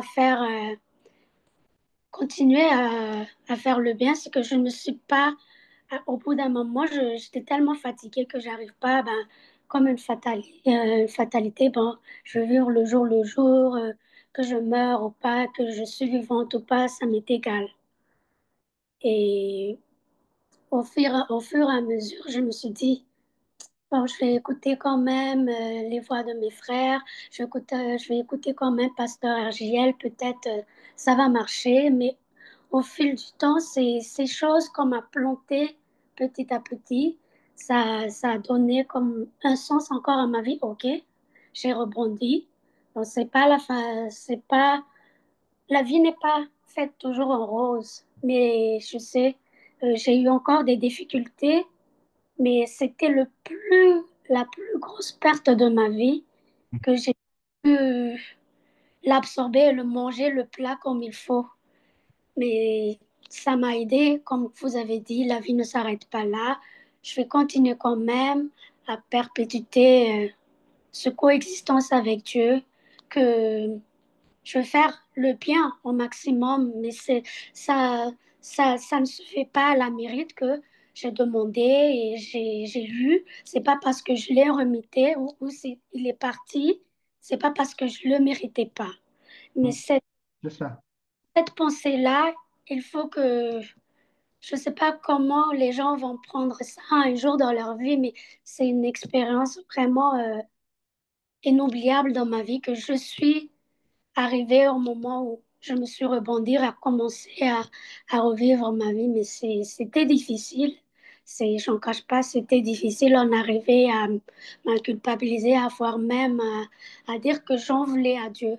Parce que j'ai demandé, parce que c'est ma prière depuis des années.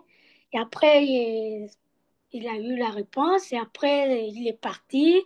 Fait que c'était très, très dur. Et il faut faire ça vraiment attention que quand il y a des problèmes dans ta vie, je dirais pas que je suis experte dans les problèmes. Moi, depuis cela, je ne me pose plus les questions pourquoi. J'arrête. Parce que je vais avoir deux réponses. Deux réponses, je sais que Dieu était toujours là pour me dire je suis la providence. Mais moi, puisque j'étais trop dans le sens où je veux avoir des explications pour que ça ne m'arrive plus, pour que je sois comme ça, pour que je sois... Et que j'ai tellement augmenté le volume et mettre en sourdine Dieu que ça m'a arrivé à la dépression. Fait que j'espère que ça va édifier quelqu'un ou je sais pas, mais c'est... Le pourquoi là, c'est un peu dangereux quand Très c'est... dangereux, mais pas un peu. Il ne faut pas chercher à comprendre. Oui, merci pour ton témoignage. Oui, Lalaï. Je pense que Phil en a déjà tout dit en fait. Moi-même, moi aussi, je suis émue parce que à chaque fois que j'apprends, il y a toujours un mur qui tombe et ça fait mal et voilà. Mais ça libère aussi en même temps parce que il y avait des trucs ancrés dans... Bref, merci. OK. Ben, écoutez, les amis, nous sommes arrivés vers la fin. Je vais résumer sur un point important. Moi, ce qui m'a fait du bien dans ce livre de Job, surtout ce passage, c'est l'idée d'un Dieu tout-puissant qui a été détruit en moi. L'idée d'un Dieu tout-puissant, parce que pour moi, un Dieu tout-puissant, c'est un Dieu qui est exigeant, qui me réclame des choses. Non, c'est un Dieu, je mesure mes mots, je pèse mes mots, un Dieu faible, mais pas dans le sens négatif, mais un Dieu qui est accessible. Voilà. Un Dieu qui a aussi ce côté humain, même s'il est divin. Et ça, vous ne pouvez pas trouver ce genre de choses dans d'autres religions, parce que les dieux sont très capricieux. Si vous lisez les livres des mythologies grecques, romains ou chaldéens, peu importe les civilisations, toutes les mythes, les dieux sont capricieux. Et les dieux sont très exigeants. Et pourtant, ils ont leurs faiblesses, malheureusement. Le nôtre, il est le Dieu trois fois saint. Et paradoxalement, ce Dieu, il est accessible. Et c'est ça la bonne nouvelle. D'ailleurs, je ne vous en cache pas, c'était la thèse que j'ai fait à Strasbourg, le paradoxe en Dieu. Ce paradoxe en Dieu est vraiment, pour moi, la source de l'évangile. Il est divin, il est tout-puissant, et pourtant aussi, il est accessible, il est humain, il est ce qu'on veut. Le message de Noël le résume bien. Un Dieu tout-puissant qui peut être contenu dans un bébé de 40 centimètres. Il faut le faire. Hein. Il faut le faire. Pour comprendre ça, dites-moi par quelle déduction mathématique, c'est dingue, c'est dingue. Un truc de ouf, comme disent les jeunes. Le Dieu qui siège dans les cieux et qui est devenu un petit bébé dans les bras d'une femme. Vulnérable. Vous voyez, le mot vulnérable revient. Cette vulnérabilité, Dieu l'a pris aussi pour lui, pour qu'il puisse s'approcher au plus près de notre vulnérabilité. Voilà. Donc, voilà pour moi le mot de la fin. Je remercie tout le monde d'avoir étoffé cette étude biblique qui me fait vraiment plaisir parce que ça nous enrichit mutuellement. Et j'espère vous revoir dans 2 semaines, puisque tous les 2 semaines qu'on a cette étude biblique.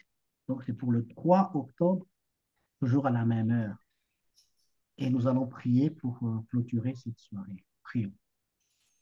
Père éternel, nous te sommes reconnaissants pour cette bonne nouvelle que tu nous donnes. Ce Job qui a tellement souffert et nous avons eu une image sombre terrifiante sur cet homme qui a tellement souffert. Mais finalement, quand on lit son histoire, on se voit nous-mêmes dans le miroir. C'est nous-mêmes, avec nos souffrances et nos peines. Merci parce que tu as permis à Job de vivre ces choses-là, afin que nous aussi, nous puissions nous y retrouver.